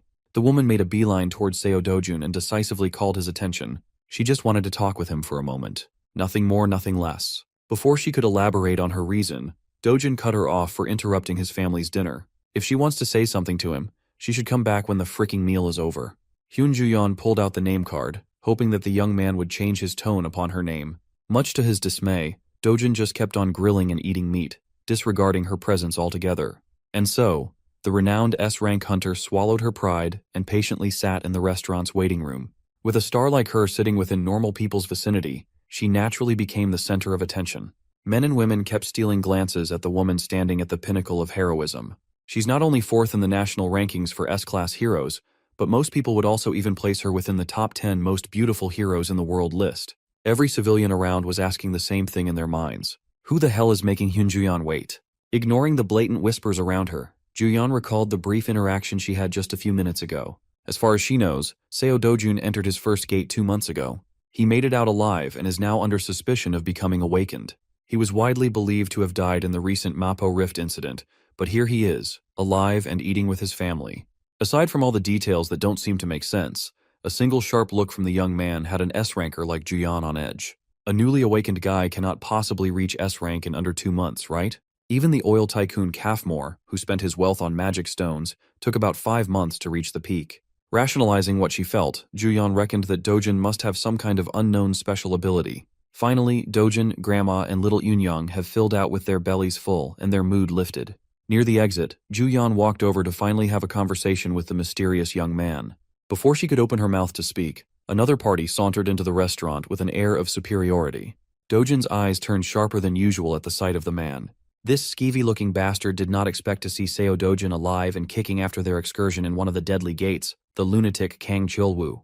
He's actually quite amused by Dojin's cockroach-like resilience. Even Juyan seemed to recognize the troublemaker in a single glance. In the middle of the restaurant, tensions rose as silence filled the air. Dojin chose to ignore the bastard's shallow insults and called Juyan over. Chilwu was taken aback to see an S-rank hero speaking with the cockroach. Dojin requested that she take care of his family for a little bit. All she has to do is flag a taxi so they can ride away and go home. It would be more convenient if they were far away while he collects an overdue debt with a mongrel. Thankfully, Hyun Juyan is a very reasonable young woman. She did what Dojin asked and assured Grandma and the little girl that everything would be fine. She waved at them goodbye, but their concern was evident. Juyan awkwardly stood there as the taxi departed. As soon as they sped away from the restaurant, a resounding and crisp sound of slapping echoed inside the establishment. With his loved ones out of the picture, Dojin can finally drop the PG act and slap a bitch. He moved so fast that Chilwu did not even see his swing. He only felt the stinging pain in his cheek. Embarrassed by such a humiliating attack, Chilwu gritted his teeth and charged forth to retaliate. One of the servers tried to break the fight up, fearful that the Awakeners might destroy the whole restaurant if the conflict escalated further. Her reasonable request was met with unreasonable violence. Fortunately, she wasn't harmed too badly. Seo Dojun calmly told everyone to get out and clear the room for their safety. Chilwu is really easy to trigger. He's a muscle-brained idiot who can't even think of good trash talk. For that, he was punished with another strike to the face. He was completely caught off guard, feeling a knuckle make contact with his head. Kang Cheolwu is the bastard who locked the original Seo Dojin in a gate, leaving him for dead. Even though he was not the one personally slighted, our MC still harbors a deep resentment for this fuckface, and he wants to talk. Cheolwu, the goblin-looking goon, snickered as he brought up how that evil stepmother of Dojin's made the whole thing happen. Seeing that extracting info from this idiot was a lot easier than he thought, Dojin pulled his phone out and pressed the record button on the video app. He just needs a clear and concise recording of the confession, and his life will be a lot simpler in the future. Once again, Cheolwu was insulted by his nonchalance. He gathered power in his fist, called Dojin's mother a whore, and attacked with unmatched intensity. He intends to finish the job that he failed. He wants to kill Seo Dojin once and for all. Unfortunately for the big goon, his primitive attacks are no match against the expert manipulation of Chi. Dojin met the violent punch with a soft touch and sent the enemy's fist flying as though it just hit an impenetrable bouncy barrier. Kang Cheolwu had never experienced something like this before. Normally, he would just brute force his way through anything and everything to kill. Now it seems like he's going up against someone far beyond what he can comprehend with his tiny little pea brain. Suddenly, he was pushed off his feet. Dojin followed his body's trajectory like a hunter playing with his prey. Sounds of fists cracking a skull echoed throughout the restaurant as the server from earlier tried her hardest to dial the police. Before she could press the call button, a dainty hand pulled the phone away. With a bright smile, Hyun Juyan assured the server that she would take care of everything, so there was no need to involve the authorities. The server was just glad to see a comforting face in the middle of her breakdown. Slaps, scratches, and punches landed throughout Kang Cheolwu's body, not giving him any chance to catch his breath. As far as Juyan knows, this lowlife is a B-rank hero. With that rank, there are not many people who could beat him up so helplessly. Based on this beatdown, Dojin might be classified as an A rank. Well, even if that's true, the fight still seems a bit too one-sided. Before things could get any worse, Hyun Juyan carefully called Dojin to stop for a moment. She's just worried that Kang Cheolwu might die if the beating goes on for longer. Deciding to listen to her words, he dropped the goblin goon's limp body on the ground and wiped his hands. Seeing as there's clearly some vendetta between the two, Juyan asked the young man how much he knows about Kang Cheolwu. Dojin might not know the whole picture, but he knows enough about the bastard to exact vengeance. Hyun Juyan warned him that this piece of dirt, Kang Cheolwu, is connected to Kang Yongpyo, an S-rank hero. Well, Dojin already knew that fact, and he didn't see any problems. Juyan had never met anyone so reckless and insane. This dude doesn't even care about whatever consequences he might face at the hands of an S-ranker. Hyun Ju-yeon elaborated that Kang Youngpyo is very protective of his delinquent cousin. This restaurant incident will surely reach the ears of that powerhouse. When that happens, blood will be spilled. Dojin scoffed at Ju-yeon's worries. He's the last person who would be afraid of some hotshot S-ranker. More than the problems for the future, he's more annoyed at the fact that Ju-yeon knows so much about his life. Now that the Goblin Goon is down, Dojin's enmity has transferred to the nosy S-ranker. Face to face, the feral young man stared her down. Hyun Ju-yeon was not a pushover by any means. She won't cave from a simple, intimidating eye contact. Changing the subject, she apologized for the sudden visit and brought up her agenda. She was just asked by her uncle to come by and talk. After she found out about the bag of Hero's magic crystals he sold off, Ju-yeon wanted to get her hands on the rest. She is willing to buy every piece he has, no matter the price. Dojin warned her that it won't be cheap. He has a lot of precious treasures stockpiled after all. She assured him that the assets of an established S-rank hero are beyond normal people's imagination. Well, it's not like he's opposed to selling his goods. He just has one condition before transacting. It's nothing much, really, just a little favor. At least for someone as renowned as Hyun Ju-yeon, that is. Elsewhere in the city, the sound of expensive alcohol bottles hitting the floor can be heard. Dojin's evil stepmother is crashing out upon learning new information about his allegedly dead stepson. Her people were so sure that the kid died in the rift, yet now she's receiving word about how the Dojin survived like a resilient cockroach. Press F for Baldman here. Having a boss like her can't possibly be fun. You can't blame him for the misinformation. Even the Hero Association labeled Dojin dead. Evil stepmother doesn't want to hear excuses. She wants actions instead. To make things worse, they just received news about Kang Cheolwoo's defeat at the hands of Dojin. At this point, it's safe to assume that Seo Dojun already knows who's really responsible for his attempted murder. Hearing that she might be implicated, evil stepmom gulped in terror. She's not afraid of Dojin. She's more concerned about the hassle it will bring when her father or husband finds out about her dealings. She can cover everything up, but if word gets out to the media, the group's stock price will nosedive. So, she ordered her people to intercept the media. If they mess up, T Group and W Group will surely cut all deals and advertisements. First and foremost, the police must also be on their payroll. In that regard, evil stepmom's people have already moved to cover all bases. Knowing that they have a little bit of competence lifted some pressure off her shoulders. Baldy director Lee then whispered that no matter how many cover-up jobs they do, what they are doing is not a fundamental solution to the real problem. On that note, the ball director might have a plan that can put an end to this headache. They just have to make use of Kang Cheolwoo's cousin, the infamous Kang Youngpyo. Even someone like stepmom here knows about the S-ranker. Kang Cheolwoo might be notorious as trash in the world of heroes, but everyone knows how close he is to his powerful cousin. In reality, Kang Cheolwoo is just a pawn doing all sorts of dirty work under his cousin's orders. They are both sick in the head. If Cheolwoo gets pinched by the police and smeared by the media, it won't be a good look for the S-rank hero too. In fact, he's already taken action to deal with this public relations disaster. Evil stepmom made up her mind. She wants to meet with Kang Youngpyo as soon as possible. In addition, that dog, Hwang Chang-seob of HCS Capital, has blatantly allied with the enemy. He's taking care of Dojin's family now. For that, stepmom wants a prosecutor on the phone in a minute. Those who abandon her camp must pay the price in full. The very next day, we follow a group of heroes entering one of the 37 rift zones in Korea. Among those rift zones, 5 zones are being turned into secured gates. The rest can only be raided by heroes affiliated with hero associations with coordinated schedules. Today, Miss Hyun Ju-yeon is leading a team herself. With her S-rank ID, she has practically limitless entries at any gate. Among the diverse crowd of heroes equipped with fancy equipment and weapons stood a young man wearing a beat-up hoodie. Hyun Ju-yeon chose A-rank Jongin-ju's Cleome Guild as a temporary group for the hunt. It's very rare to be a part of an S-rank's hunt, so they are hyped. Ju-yeon reasoned that she simply wanted to do something fun and stretch her muscles a little bit. In reality, she had to set up this whole situation just to give the young man in the back clean entry to the gate. Seo Dojun agreed to sell the rest of his magic crystal stockpile at market price to Ju-yeon if she let him into the restricted rift zone. He just wants to earn more money by hunting in higher level zones. While it's true that rift zones house all sorts of treasures, going into such a difficult one for a certain profit without fear is just insane.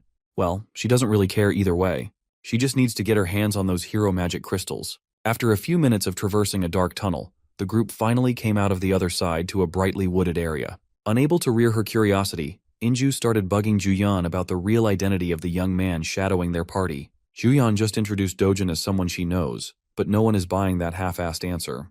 Inju speculated that he might be Queen Ju-yeon's boyfriend. Tired of all the buzzing, She gave Inju a partial truth and confessed that the young man was there because she owed him a favor. It's not every day an S-rank hero owes someone. While the party was lost in their respective conversations, a giant shadow blotted the sun from above. Everybody turned their eyes to the skies and saw the beast. Being an A-rank guild, the Cleome heroes instantly responded by drawing their weapons and getting into their respective positions. The first encounter was none other than the fearsome cockatrice. Like the expert raider that she is, Juyeon took charge and barked clear and concise orders. Jinju and Doyeon are in charge of defense, while Sungho aims for the legs. Before she could finish assigning everyone their roles, a figure blurred as he shot past everyone. With a single impactful leap, he closed the aerial gap between him and the flying beast. Seo Dojun disregarded the long-winded group plans and leaped for a one-on-one with the bird. The Cleome heroes were slack-jawed. They have never seen someone so brazen. Gathering energy in his fist, Dojun prepared for first blood. Prior to his charge, Guildmaster Inju is stressing over her bad luck. They are barely inside the gate, and a troublesome opponent has already shown itself. Before the group could organize and get into position, Dojun had already dropped his bag to the ground. While Juyeon was calling the shots, he was bursting through the air like a speeding bullet. He was an absolute speed demon.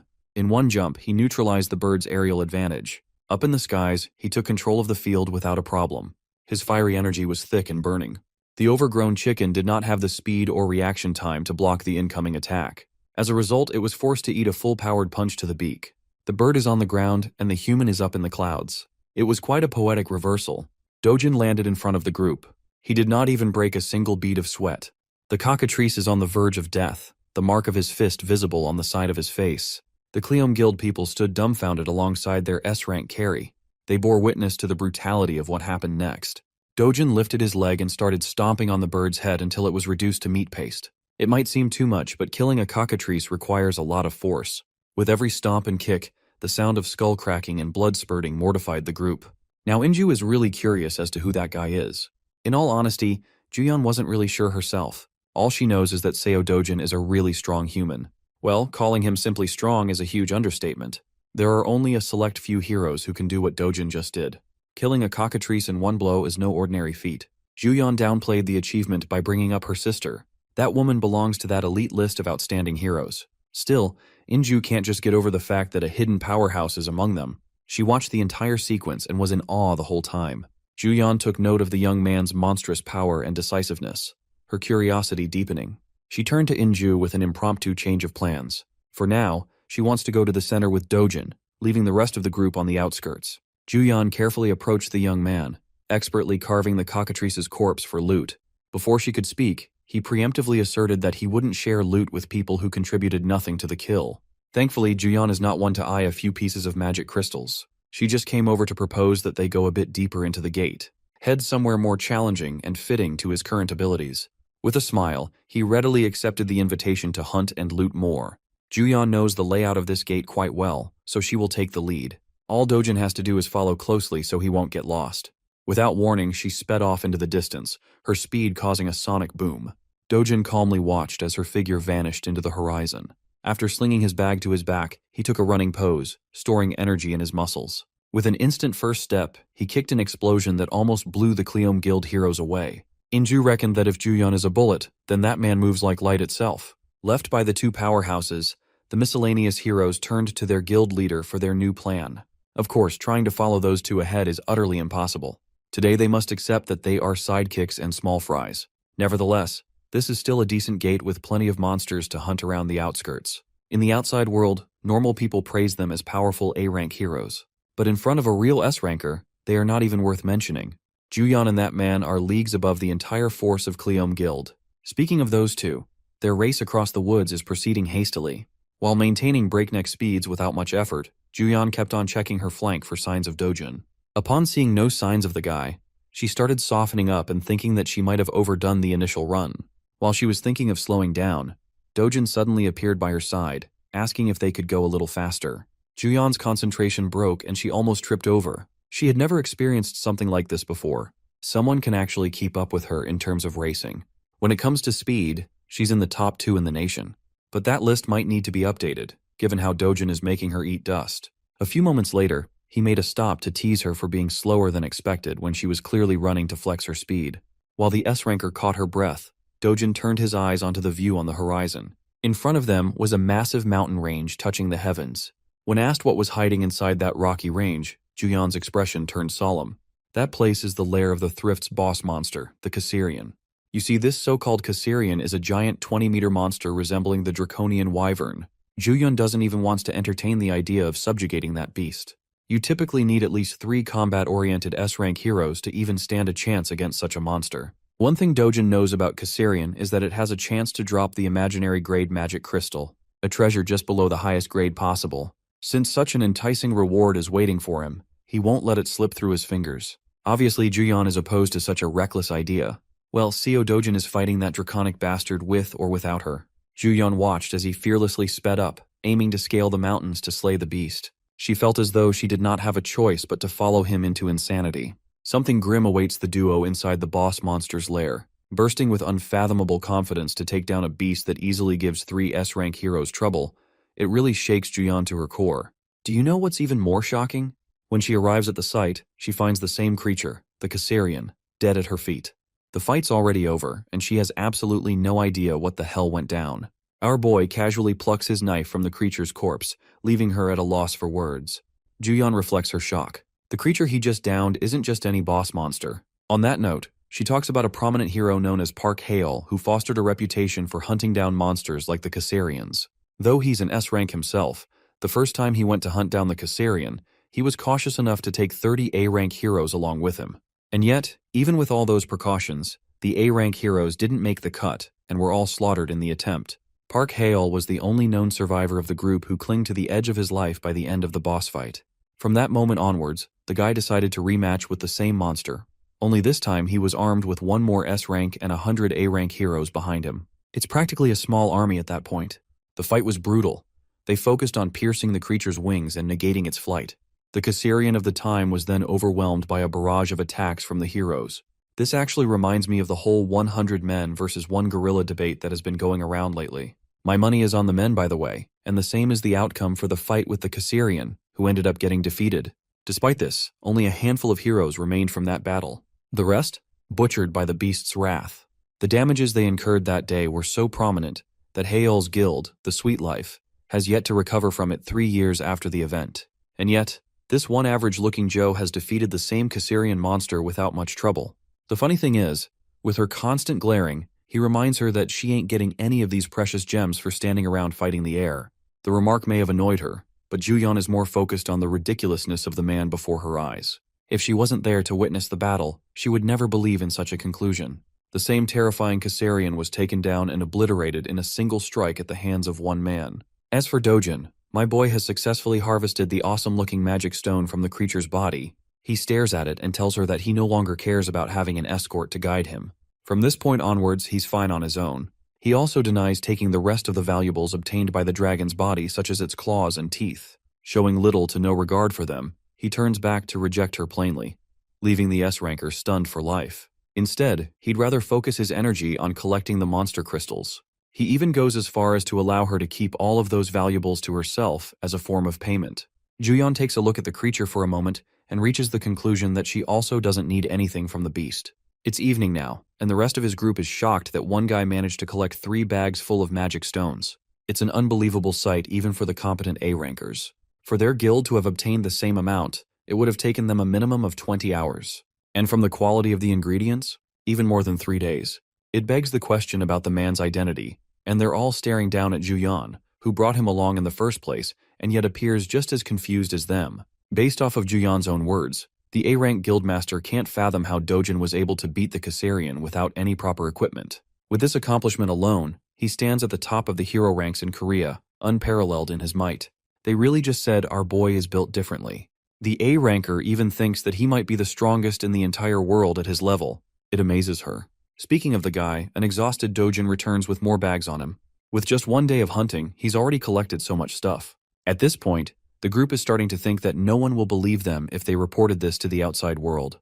Dojin's godlike power is the definition of insanity to accept. Speaking of which, they're explicitly told not to drop a word of what happened here today in the outside world, something they have to ultimately accept.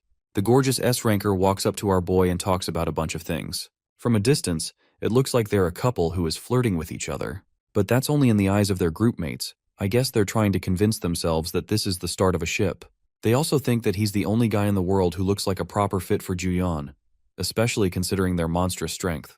The funny thing is how the A-rank guildmaster quickly realizes that these guys aren't the perfect couple she envisioned them to be. Instead, it seems like they're having an argument from the looks on their faces. She can't believe that there's a guy in the world with the ability to talk down to Juyeon of all people. The shocking thing is how Dojun hands her a bag and leaves quietly without saying another word. It astonishes the guildmaster even more. As for the state of the backpacks and the contents inside he collected, Juyeon states his own words. Turns out that Dojun fears the possibility that he'll become an overnight celebrity if the outside world learns that he killed the Kassarian. Since that is a clear issue for him, he drops the responsibility of it upon her shoulders.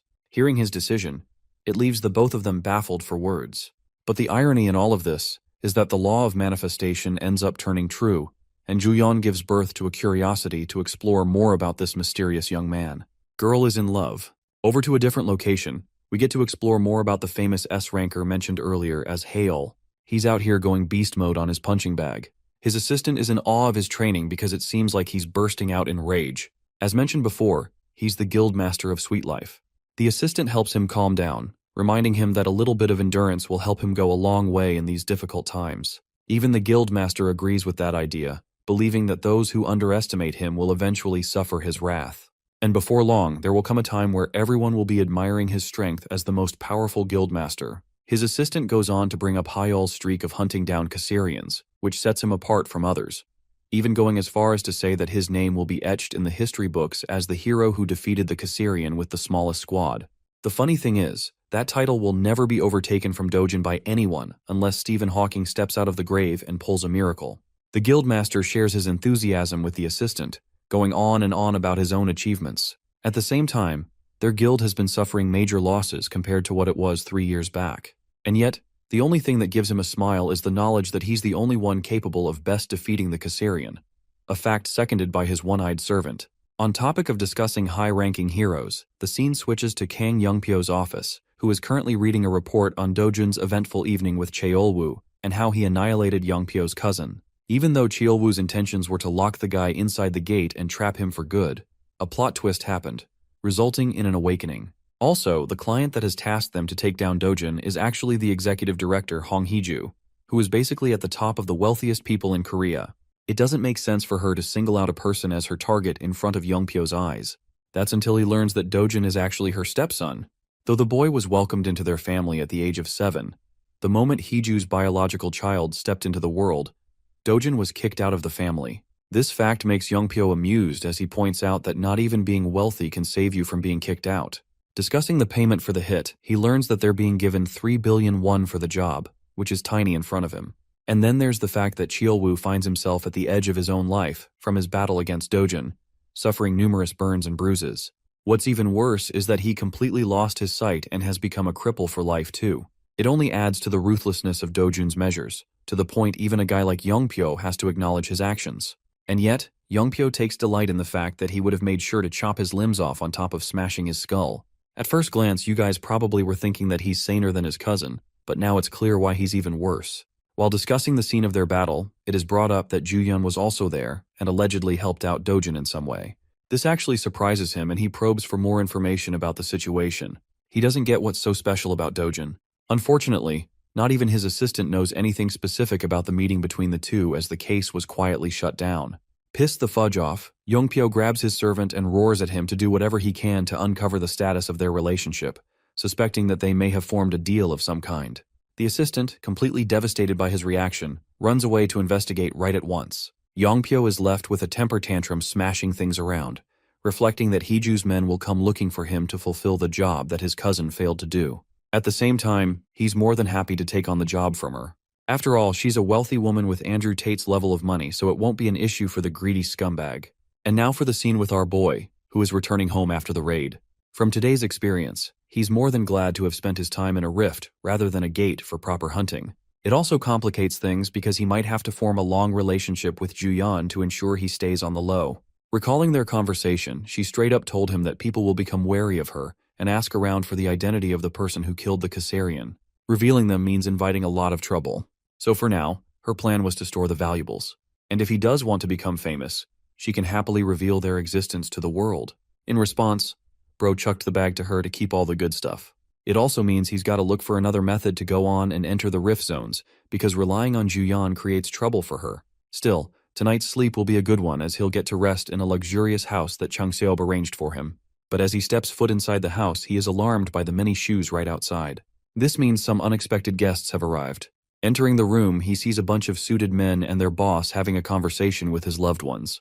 The guy looks like a more depressed version of Nanami from Jujutsu Kaisen, and he's just staring Dojin down like an eagle. Yoon comes rushing to greet her brother with happiness, while Dojin is baffled by the situation overall. Prosecutor Park Cheol-yong makes his identity loud and clear, pointing out the connection between Dojun and Chang Seob. Because of his relationship with the guy, Dojin is placed in an immediate emergency arrest on behalf of partaking in the money-lending organization that is run by the corrupt CEO of HCS Capital.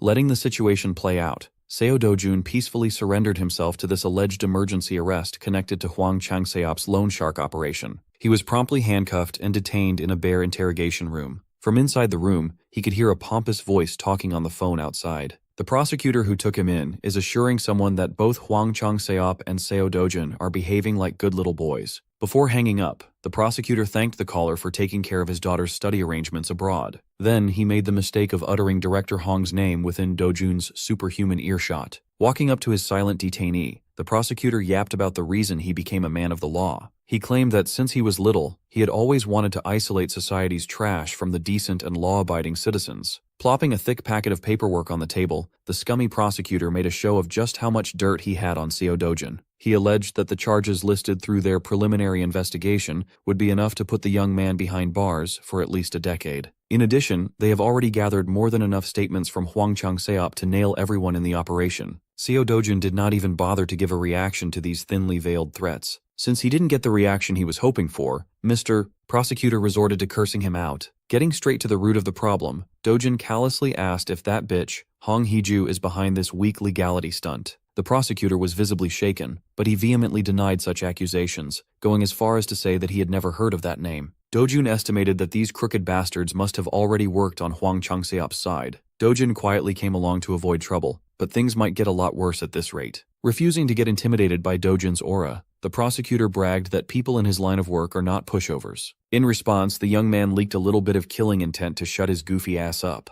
The prosecutor nearly shat his pants right then and there. He felt that piercing gaze at a primitive level, a direct threat to his existence. Ashamed that he was frightened by a handcuffed perp, the prosecutor wanted to man up and slap the shit out of the detainee. Before he could commit the last stupid act of his life, some intern interrupted, asking him to step outside the interrogation room for a moment. They just received word of some wild discrepancy on their file for Seo Dojun. The building's hero detector evaluated the young man as an ordinary person. Even after double-checking, the results remained the same. Based on the incidents Seo Dojun had been involved in recently, how does that even make sense? Maybe they were incorrect about labeling the boy as an awakener in the first place. The prosecutor got all his information from Hong Hee-ju's T-group, so the intel is supposedly reliable. Right now, Dojun is an indecipherable puzzle. How could they charge someone deemed a normal civilian with incidents that involve superhumans? Inwardly, Dojun is mocking the prosecutor for being such an incompetent dog. If he really wanted, he could just break away from these flimsy cuffs and smash the whole place into bits. As for the fallout, he could always just take Grandma and Yoon somewhere safer. Maybe overseas. Before he could resort to the most brutish solution,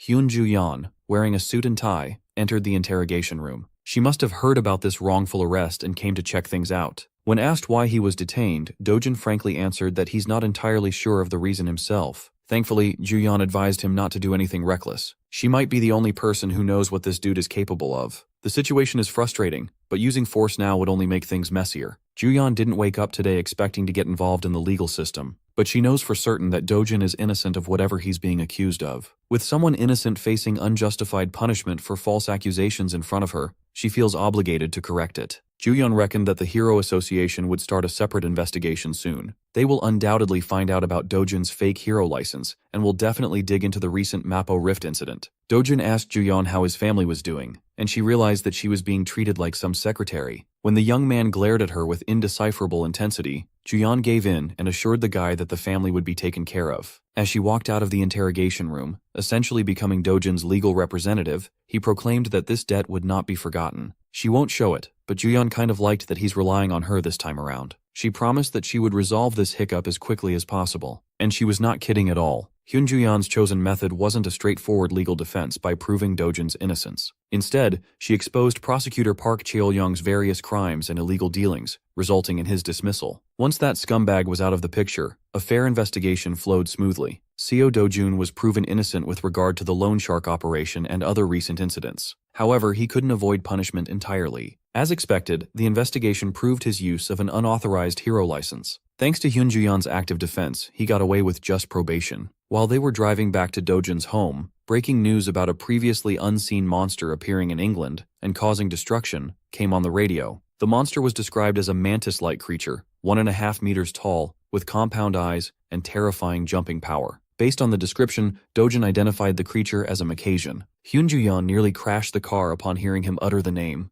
Information about newly discovered monsters is heavily guarded by the association. She only knows what a Macassian is because of his stature as an S-rank hero. You see, monsters are not given arbitrary names by some random bozo. Upon death, they drop magic stones that not only contain condensed energy, but also unique information. By analyzing this encoded data, it's possible to learn a lot about a monster, including its real name. On present-day Earth, they use science and technology for analysis. On the other hand, magic was used in the destroyed world. In other words, Dojin is incredibly familiar with monsters that appear in both worlds. He knows their names and everything there is to know about them. He randomly blurted that Macassians can be easily handled using fluid from the red flower ant. The fluid is harmless to humans but acts as an extremely potent paralytic toxin to Macassians. Spray those bugs and they'll stop rampaging. Hyun Ju-yeon got serious for a moment. His every move and word just add to the mystique. Who exactly is Seo Dojin? No matter how hard she tried to pry him about his real identity, Dojin never gave an answer. His mind is actually flying elsewhere. He's devising a plan to stop any and all future headaches from happening. The only reasonable solution he could think of was to kill that bitch Hong Hee-ju. Speaking of the devil, Director Hong is at her wit's end. Nervously munching on her nails, riddled with anxiety, she tried to devise new plans to deal with her husband's bastard son. With the involvement of someone like Hyun Ju-yeon, she's feeling even more pressured to deal with the boy. The director's assistant wasn't much help. Even after exhausting their resources, they cannot find out what kind of relationship the S-rank hero has with Dojin. If they make the wrong move and offend someone of that stature, all the money the company has won't be able to protect their asses. More importantly, Hong Hee-ju was alarmed by the prosecution's report that Seo Do-jun registered as a normal citizen and not a hero in their testing machines. Based on everything they know about the boy, it's pretty clear that he awakened something dangerous. Maybe he has some ability to deceive the hero detector or something. Hong Hee-ju is hemorrhaging money from this crusade of hers, and the best her people can give are speculations. Absolutely livid, she finally bit the bullet and contacted the S-rank rascal, Kang Young-pyo, bringing 30 billion won to the table to end this Dojin problem once and for all. Upon receiving the call, the rascal greedily demanded double the pay to deal with this little problem. Even his underlings found it a little too unreasonable to demand 60 billion for a simple job. He might be a low-life rascal, but Kang Young-pyo is also a shrewd bastard. He could tell that Hong Hee-ju had no more options. There are no alternative answers left. Besides, her company generates so much revenue that 60 billion won wouldn't even be noticed if it were missing from the coffers. Furthermore, Hyun Ju-yeon is now part of the equation. Since Kang Young-pyo is taking on the risk of fighting another S-rank, doubling the initial offer becomes a bit more reasonable. The underling concurred that Hyun Ju-yeon is a dangerous opponent indeed. Hearing his employee give praise to another S-ranker offended Kang Young-pyo's fragile ego. He cursed the underling out for doubting his fighting prowess against someone like Ju-yeon. He claimed that he can end that bitch in about 20 minutes. Of course, the underling had to assuage the boss in fear for his life. With a disturbing smile, Young-pyo changed the subject to his transaction with the Hero Association. He's also negotiating a deal before flying to the United Kingdom as one of South Korea's representatives to help with the bug problem. Unfortunately for Young-pyo, the association is tightening its wallet. Furthermore, those wily bastards already announced the selection process for Hero Dispatch to the public. They're practically making it hard for the S-rankers to refuse being deployed. Young-pyo might be a thug, but he sees the association as a group worse than thugs. The operation will take place in 3 days. South Korea will be sending its best and brightest together with Japanese heroes. At least Young-pyo can meet up with someone named Takashi. Right now, Macassian's weakness hasn't been discovered yet.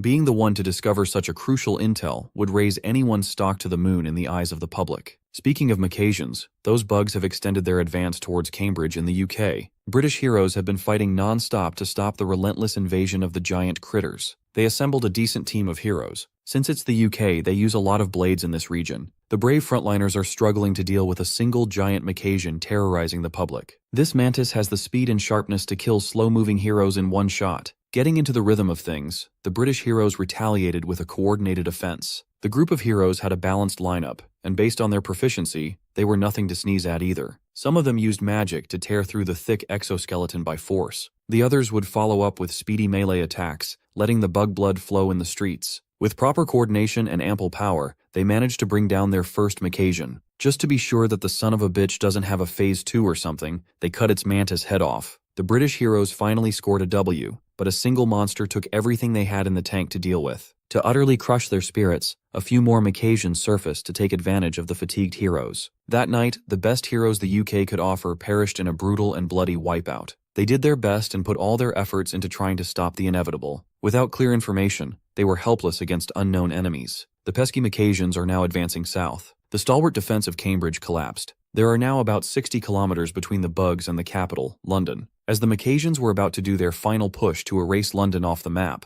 something luminous rained down from above. When the fluid made contact with the bugs, they collectively seized and felt burning agony. After a few seconds of trying to resist the effects, the Macasians fell one by one. The paralytic flowed into their systems, making all their terrifying weapons useless in the face of biological warfare. Up in the air, the source of the rain revealed itself, a chopper closely following the army of mantises from a safe distance. Aboard the chopper were the heroes of South Korea and Japan for the joint cavalry. Every single one of them was surprised that such a simple solution proposed by Hyun Ju-yeon worked. The red flower ant sap is working better than great. The Macasians cannot endure. They practically turned into useless empty husks. Standing beside Ju-yeon was Kang Yongpyo. In his eyes, there is no way that this woman miraculously guessed and hit the jackpot. Waking everyone up from their reverie, Hyun Ju-yeon took charge and ordered everyone to skydive and finish the job. With newfound respect and awe for Korea's premier S-rank hero, the cavalry swan dived towards British soil to prevent a cataclysmic incident. A few days after that joint operation, the entire world was made aware of what went down in the UK and who the undisputed MVP was. Back in Korea, the media and fans filled the airport, and everyone was eager to get a glimpse of the country's pride. The reporters and their teams are all salivating to get an exclusive scoop about Hyun Ju-yeon,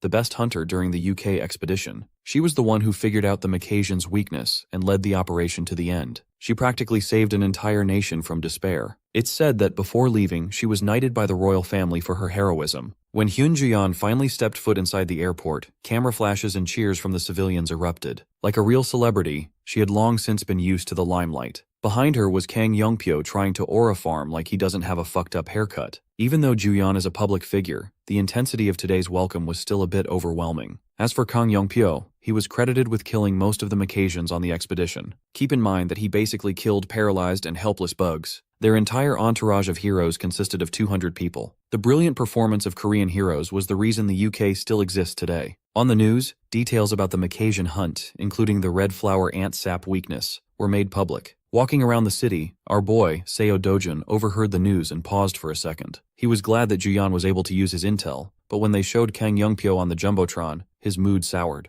That smug-looking bastard on the screen is one more loose end he needs to take care of soon. Inside a random high-end restaurant, Seo Dojun is drinking coffee with the woman of the moment. Hyun Ju-yeon kindly unloaded tons of presents for little Yoonyoung, Grandma, and even our boy. She warned him not to check the contents now. It would be better to open everything at home. Ignoring her words, Dojun found some nice-looking clothes in his pile of gifts. Ju-yeon simply wanted to give him a token of thanks for that invaluable tip. Thanks to Dojun's throwaway intel, she became the hottest hero in the world. Compared to the benefits she received, some nice clothes are practically nothing. So, she promised to buy Dojun a car or anything else whenever he wanted. Bro got a sugar mommy premium? She already knows that Dojun won't cough up how he knew about the weakness of Macasians, but she still asked. As expected, that man is impossible to pry into. Changing the subject, Ju-yeon asked him about his future plans. He's not the type to preach world peace or anything haughty, but if he sets his sights on Hong Hee-ju and Kang Yongpyo, things will get messy. Much to Ju-yeon's surprise, Dojun's only immediate plan right now is to buy a new house. The safe house his family is staying at right now is a rental after all. While the current star hero and the previous sword god were reconnecting, the other hero who stood out in the UK expedition was living it up.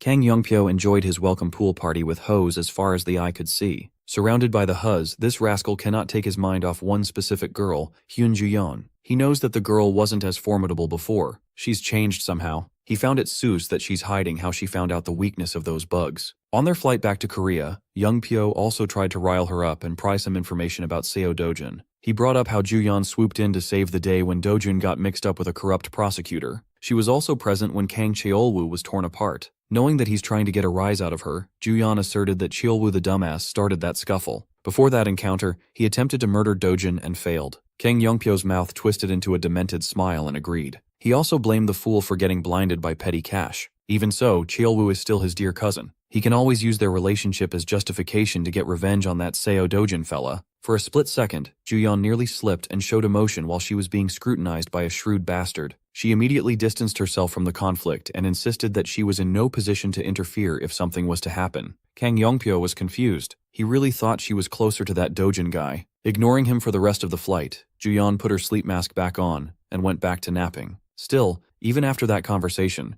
Yongpyo still can't shake the feeling that she was not being entirely truthful. Kang Yongpyo's paranoid ass is still maintaining caution with regards to Seo Dojun. Back in England, the original site of the breakout in Long Sutton was the shrubbery. The damage the monster wave inflicted on the place was still apparent. The British Hero Association deployed what little hero force they have inside the rifts to at least secure the magic stones before the second wave flares up. Some of the guards outside are discussing how they could have easily stood out as D-rankers if they just knew that Macasians could be taken down with just a little bit of red flower ant's sap. If their forces managed to block the wave early, they could have easily farmed ungodly amounts of magic stones. You see, once a rift breaks with a monster wave, it can never be converted into a gate. For the second wave, it's highly likely that a different kind of monster would pour out. There are plenty of records about entire countries being wiped out in the second wave. The unknown factor is the worst part. Suddenly, the rift throbbed. The raid team just went in not long ago to harvest stones inside. It's only been 5 hours. It's not nearly the time to pull out. Even so, the D-rank guards tightened the monitoring since desperate civilians trying to steal loose stones are a common sight near rifts. Instead of the usual sequence of people pulling out the rift, the whole thing seemed to shatter. Instead of the mining team, something or someone else came out of the rift. His humanoid face was scarred, and the set of armor he was wearing looked out of this world. This guy is definitely not a hero. His outfit and scars don't even look realistic. Before the poor guards could contact the headquarters, they lost control of their bodies and floated in the air. The man took a single step, and it felt like he teleported while effortlessly lifting the guards. British Guard Number 1 tried to fight back using the UK's signature weapon, 3 knives. The flying blades reached their target, but multiple circular green lights made them vanish like they never existed in the first place.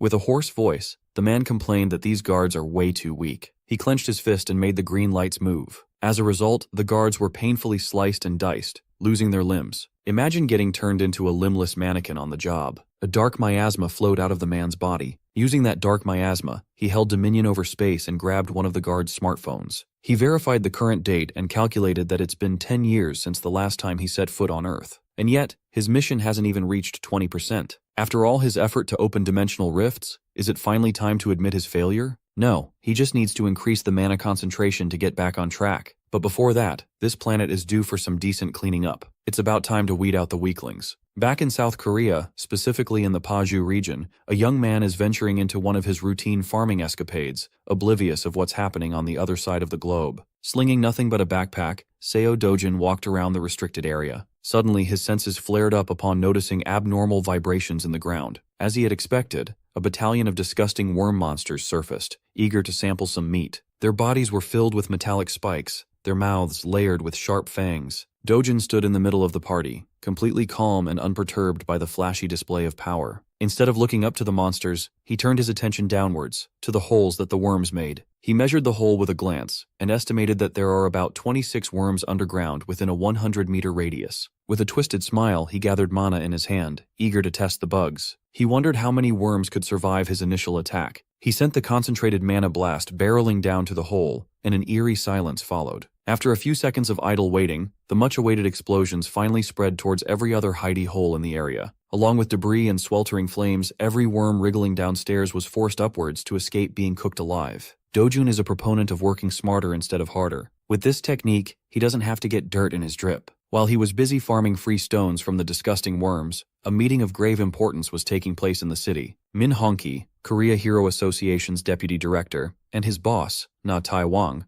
were discussing a young man who was proving difficult to deal with. Of course, they were referring to Seo Dojun. According to the reports, the guy's strength could not even be measured with a standard hero meter. Other association executives, namely Vice President Park Seong-cheol, found it preposterous and threatening to have a presence like that roaming free in the country. They want Seo Dojun to answer the association. According to the deputy's intel, every bizarre thing about Seo Dojun started with Kang Cheolwoo's evil plan. After awakening in the gate raid where he was supposed to die, Dojun drastically changed. He later took his revenge and handled the new rift in Mapo by himself. Sure, he showed some excessive actions from time to time, but he always had good reason to do so. All in all, Seo Dojun's power can be classified as an overwhelming force. Natewang mused that a wild horse is the hardest to handle. Nevertheless, they have a good horse in their stable, and that's what matters. What spurred this discussion in the first place was Dojun's request for an official hero license. He was granted special privilege to skip the standard procedure since he had a guarantor. Of course, that backer was the S-rank darling of the country, Hyun Ju-yeon. Upon hearing his connection with the Golden Girl, the geezers of the association were flabbergasted. Knowing that they can't afford to offend Ju-yeon, given how hot her name is at the moment, Seo Dojun's request for a hero license was smoothly granted and expedited. He was slotted in as the 8th S-rank hero of South Korea, and he had never even stepped foot in the association. Thanks to his newfound status, he can finally hunt in any rift zone he pleases to his heart's content. It's not a bad thing to have. The way he wreaked havoc in the Paju rift zone, burning dangerous worms to a crisp,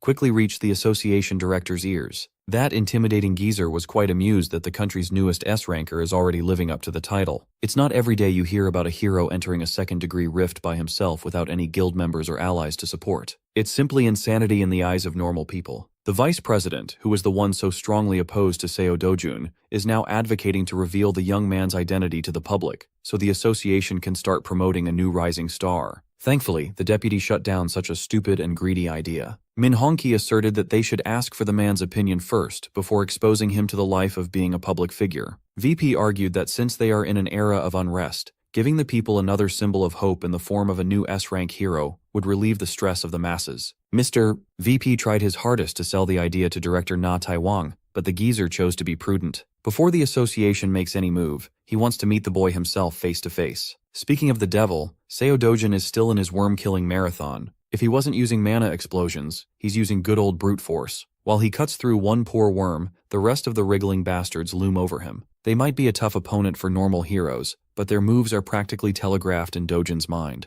With his hand enhanced by the burning power of his mana, he unleashed a wide sweep that burned and beheaded a dozen worm monsters in one fell swoop. He landed back on the ground, and dozens of dead worm carcasses dropped around his feet. Dojun stood above the mountain of corpses to aura farm like G. His hands were still scorching from the afterburn of his technique. He sighed and waved the remaining flickers off. As expected, the mana consumption rate of continuously hunting and killing swathes of high-level monsters is no joke. To remedy that problem, Seo Dojun finally decided to get a befitting weapon. As expected, the best place to get some much-needed equipment was the Gasan Hero Complex. Seo Dojun picked an innocuous store and entered. Inside, a bruised-up dude was manning the counter, playing on his phone to stave off boredom. The welcome bell rang, and he didn't even look at who had just arrived as he asked if the customer had a reservation. Seo Dojun ignored the bum's question and dumped his backpack on the counter, demanding to craft a weapon using the materials inside. Annoyed, the bum asserted that they don't service people without a reservation. Dojun had already been rejected by every other shop on the strip, citing that they're all fully booked. This was the only shop that answered his phone call. Still, the bum outrightly refused to entertain Dojun. He's just infuriated that he has to take his eyes off his phone. With patience running dangerously thin, Dojun grabbed the bum by the collar. Ignoring the threats and curses, he asked the little shit about who the shop's owner was. The bum proudly declared that his father owns the business. If that's the case, he'd better call daddy as soon as possible. Seo Dojun came here specifically because of a trusty recommendation.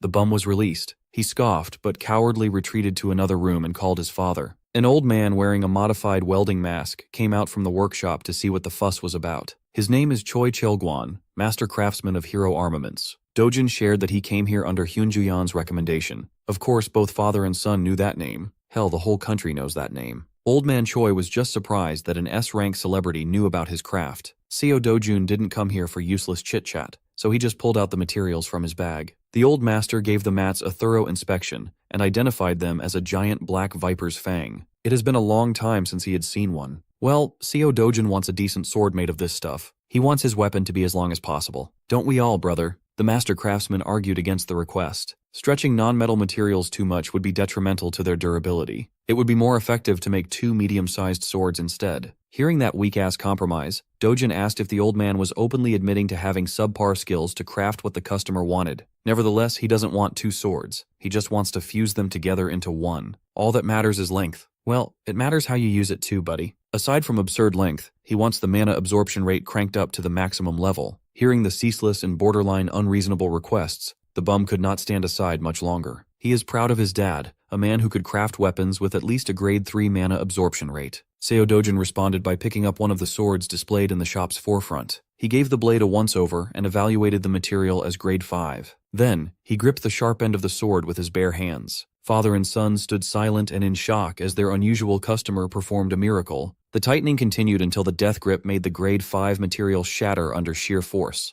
This product, which the shop was so proud to display up front, was reduced to nothing but sharp dust and debris. The bum thanked his lucky stars that he didn't fuck with the mysterious customer. The old man watched his creation splinter apart. Seo Dojin warned Choi Chil-guan that if he was going to craft garbage with the materials provided, he'd better drop the job now. If these hands can turn a grade 5 weapon into fine dust, imagine what it could do to your face. After finally securing a shop that would accommodate his demands, Seo Dojun set out for another dungeon. Today his target is a green-skinned, one-eyed freak of nature. With his sharp senses, the Cyclops screeched as he felt a hostile presence nearby. While other hunters go for maximum style points with their gear, Seo Dojin solo hunts in his jeans and hoodie. Since he doesn't have a proper weapon yet, these hands will do for now. The Cyclops didn't let him get a free hit in. It tried to stomp him out right from the get-go. When the initial attack missed, the one-eyed bastard fell into a panic. Dojin leaped up into the air, compensating for the difference in size. His sword hand moved as quickly as lightning as it chopped off some juicy shoulder Cyclops meat. The pain made the beast screech in a higher and more annoying pitch. Desperate to hit back, it used its monstrous strength and gargantuan size to uproot a whole ass tree. He waved it around like a madman, desperate to swat the hooded monster out. Unfortunately for the Cyclops, such aimless tactics won't work against this man. He braced for impact, and 2 more deep and gnarly wounds appeared on either of his shoulders. It was a bloodbath. Normally, this would be the end of the hunt if Dojin were facing any other monsters, but Cyclops are a special bunch. They have such powerful regenerative abilities that they could tank and scoff at fatal wounds. Dojin had already taken this overpowered ability into account earlier.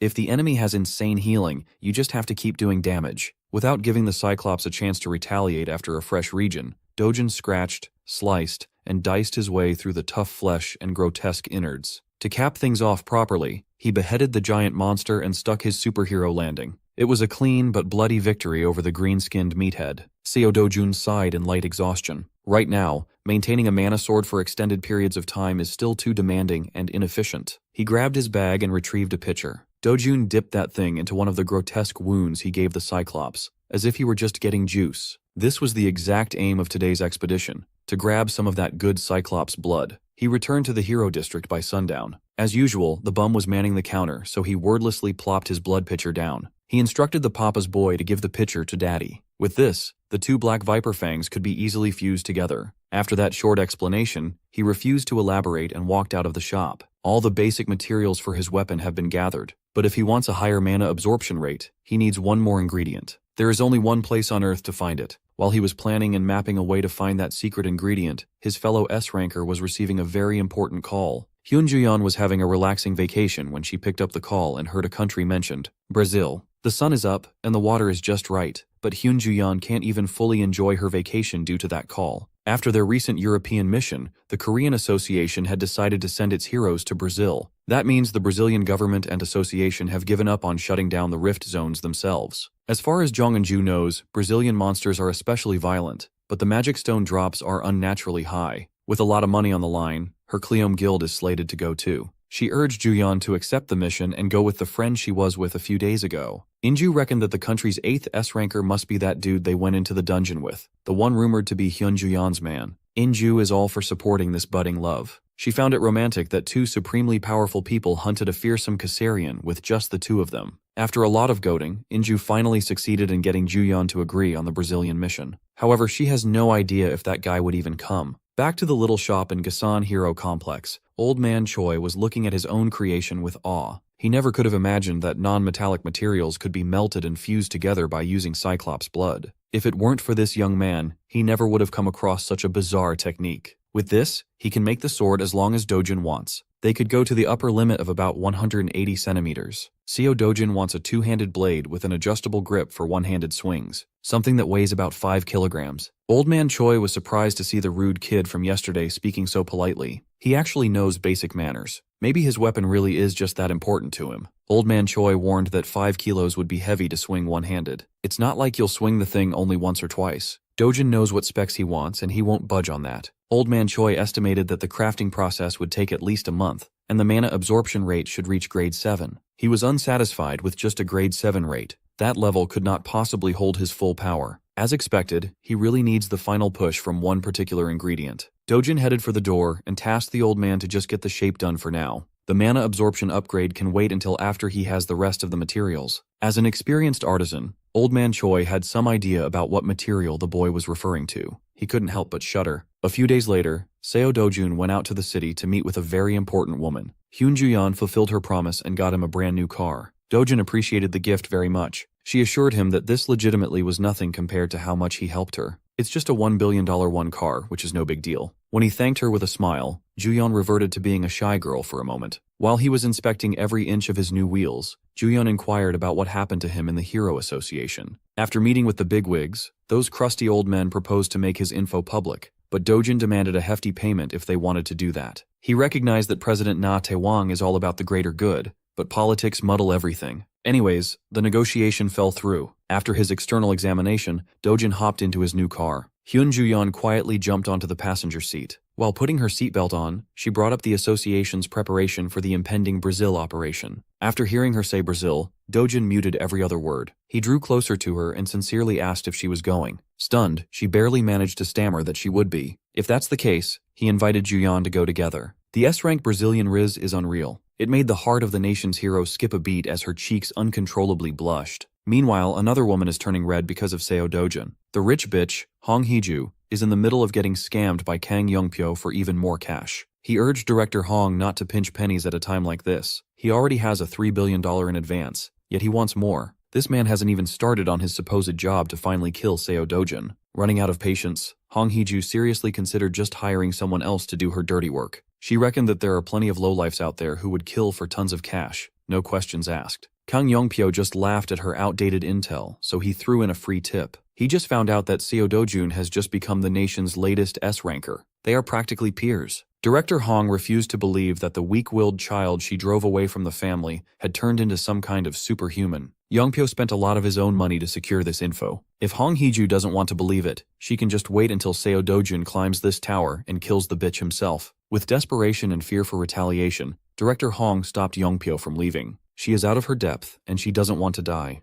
This crazy lady promised to pay as much as it would take just to take Seo Dojin out of the picture. Kang Young-pyo smiled and replied, he changed his mind. Instead of getting more cash, he would rather have a stronger business partnership with the director's conglomerate going forward. At this point, Hong Hee-ju would gladly say yes to any form of payment. In that moment, he received a very important text message. It seems like the heavens are smiling upon the accursed lady. The perfect chance to take out Seo Dojun just came up. A few days later, the nation buzzed with the news of yet another international expedition for the nation's heroes. All the S-rankers that accepted the mission are now aboard a luxurious private jet. In social media, people are excited to watch 5 S-ranks save a country on the brink of annihilation. Korean users were bursting with pride. One of the S-rankers was Jang Sung-ho, who carried the P group to the top on his own. He only agrees to missions if there are tons of money to be made. There's also Park Hae-il. His guild had recently shrunk to nothing, so the cash reward for this expedition is sorely needed. Hyun Juyeon, on the other hand, is the country's current national hero. She just saved Britain, and now she's going to Brazil without resting in between. Kang Young-pyo must be going after hearing the word about the tax exemption for every magic stone scored in the mission. Snagging a single mid-high stone could change a normal person's life. While the other S-rankers were praised and talked about on the internet, one figure incurred more questions than rumors. Seo Dojin was seen as a young rookie making a debut on the international stage. Nothing fancy. With these 5 heroes at the top of the food chain, Brazil is about to get rowdy. After a long and uneventful flight, the group finally arrived in São Paulo, Brazil. The Brazilian Hero Association has convened to discuss how everything will go down. They are eager to welcome the renowned Korean expedition team. They are the fastest responders out of all the countries from which they have requested help.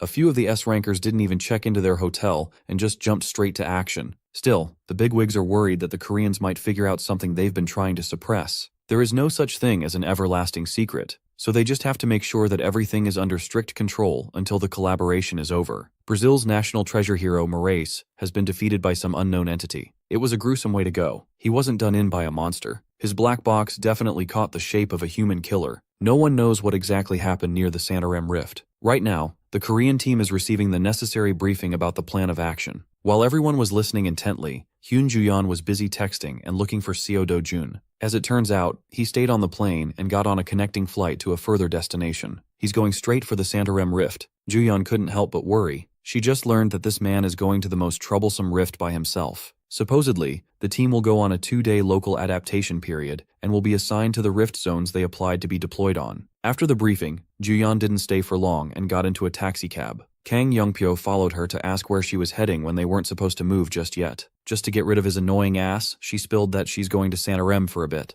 Youngpyo obviously found that sussy. The Brazilian Association explicitly warned them of the dangers of that place. The rift zone near Santarém had turned to a barren wasteland. Hyun Ju-yeon and the Kleom Guild convened with Seo Do-jun to tag along in his supposedly solo mission. Since they went to the trouble of rushing to this forsaken place, Ju-yeon demanded to know why he's in such a rush. Do-jun asserted that they were the ones who arrived late. They bickered like an old married couple. Exhausted by her ceaseless questions, Do-jun finally answered that he's going for the Blue Croco. It was an underwhelming answer. Displeased by how casually he talks to her, Ju-yeon insisted that she's 3 years older than him and demanded a little more courtesy. While they continued to bicker, the Kleom Guild just stood back and watched. Guild leader Jong In-ju had never met anyone who had the balls to boss Ju-yeon around. As they got deeper and deeper into the rift zone, some of the Kleom Guild members felt hesitant to advance without a proper plan. But the presence of Hyun Ju-yeon at the party assured them that they'd be safe. There is no denying how skilled she is, but it looks like the newbie was the one taking the lead. While the others doubted the man up front, those who had been present for the dungeon run a while ago were confident in the newbie's leadership. Confused and a little worried, Ju-yeon wanted to know if Do-jun was planning to shut the rift down. He denied having such a lofty goal. He just came here for the materials and to squeeze the zone for all it's worth. After a few more minutes of peaceful trekking,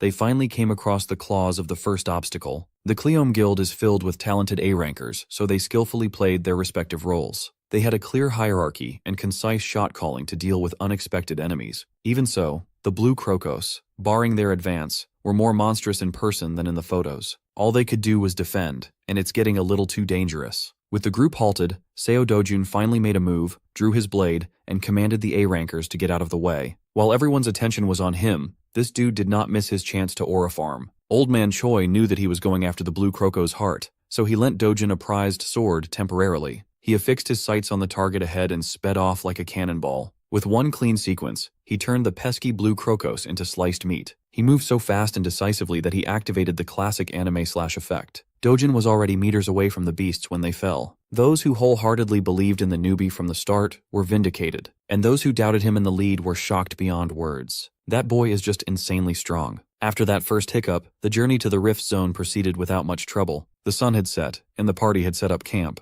Huddled in the campfire, the Kleom Guild could not shut up about how Mr. Seo Do-jun took down a group of Blue Crocos by himself in one shot. He didn't even break a sweat. It's not yet known to the public, but that's how he beat the fearsome Kassarian as well. One thing is for sure, this man is no ordinary hero. While others gossip, Do-jun was busy watching his sickly-looking steak cook. Hyun Ju-yeon approached his spot and asked if he had finished organizing the Blue Croco heart. Well, the coolers he brought with him are filled with that stuff now. Ju-yeon still can't think of what those hearts are good for. Turning her attention to his pan, she asked what kind of meat was sizzling in there. It's certainly not beef. He casually answered that he's grilling some Blue Croco meat. She could taste his meat if she'd like. There are plenty of provisions prepared for this expedition, yet this man is cooking what he hunted. Ignoring her disgusted expression, Do-jun bit into his grotesque meal. He chewed and swallowed like he was dining in a barbecue restaurant. Using his knife as a fork, it was quite a grisly sight. Even Jong In-ju was weirded out. They have so much normal food in stock, yet their leader is chomping on cursed meat. After getting over her initial disgust, Hyun Ju-yeon got curious. She picked up a cut for herself and stared at it for a while. In-ju wanted to stop her friend from doing something she might regret,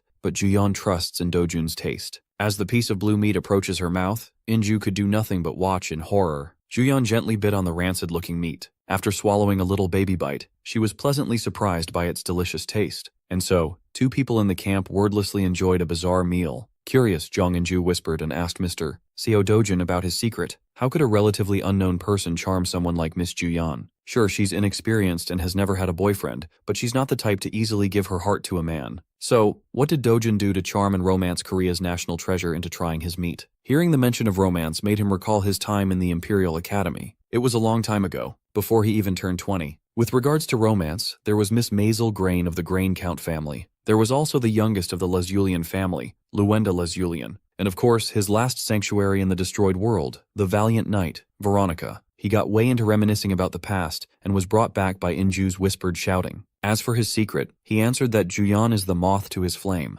Inju had never heard something more cringeworthy in her entire life. Just like that, the night passed with a very playful atmosphere. Even Dojin was smiling and having fun. Back in São Paulo, Kang Yongpyo is still living it up in a grandiose hotel suite. He's still wondering why Hyun Juyeon was so in a rush to move when the proper operation date hasn't been assigned yet. According to his sources, she's moving with Seo Dojin and Jong Inju's guild. He turned to his assistant and asked about the range of profitable monsters in the Santarem area. As far as he knows, there should be none that would be considered lucrative. Every single thing related to that bastard Seo Dojin is simply too unpredictable. Yongpyo's worries dissipated when the hateful director Hong rang his phone. As always, she's called to ask if the job is done. Hearing how impatient she sounds, Kang Yongpyo prodded if something had happened on her side. Well, she's worried that her father might have found out about the news of Dojin's ascent to S rank. He's telling the boy to come back home. Now that the chairman of T Group is getting involved, Hong Heeju is getting antsier than usual. Yongpyo finds her suffering amusing. Still, he finally met a proper partner who would net him immense profits. He'll make sure that she won't feel disappointed. He assured the bitchy director that Seo Dojin would not be able to return to Korea. Hearing him say that provided Hong Heeju some semblance of relief. Kang Yongpyo marked a spot on his map and prepared to contact someone named Takashi. Now that Seo Dojin slunk off into an isolated place of his own accord, his work has become a lot easier. When the sun rose, the Santarem expedition team continued their journey with Dojin at the helm. Hyun Juyeon held the map as the navigator and warned Dojin about going towards the jungle because of the monsters. Chief among those that warrant worrying is the lynx. Of course, Dojin knows everything there is to know about the lynx. Instead of staying clear of the thick jungle, Seo Dojun immediately headed onto the most dangerous path there is. Juyeon knows that there is no stopping this guy when he sets his eyes on the prize, but she compelled him to at least put some earplugs on. Thankfully, she has prepared some in advance. Earplugs are required when fighting a lynx. Its cries have a bewitching effect that can paralyze the mind. Dojin was aware of that, but he refused to take the plugs. Juyeon did not easily give up trying to convince him to put the earplugs on. The intel and warning came from the Brazilian treasure hero, after all. Ignoring her pleas, Seo Dojun wordlessly and casually traversed the heavy thicket of Santarem jungle. Leaving them with no other choice, Hyun Juyeon and the Kleom Guild were dragged into this treacherous detour. After a whole day of non-stop trekking, they finally reached the monster's lair. Under the bright moonlight, the lynx stared them down like a predator eyeing its prey. It looked like a deranged overgrown cat. As soon as the beast made its presence known, Inju ordered her subordinates to cover their ears. While everyone was panicking, Dojin just stared at the cat without budging. He is not a prey. Two predators sized up each other. It was a contest of who had more aura.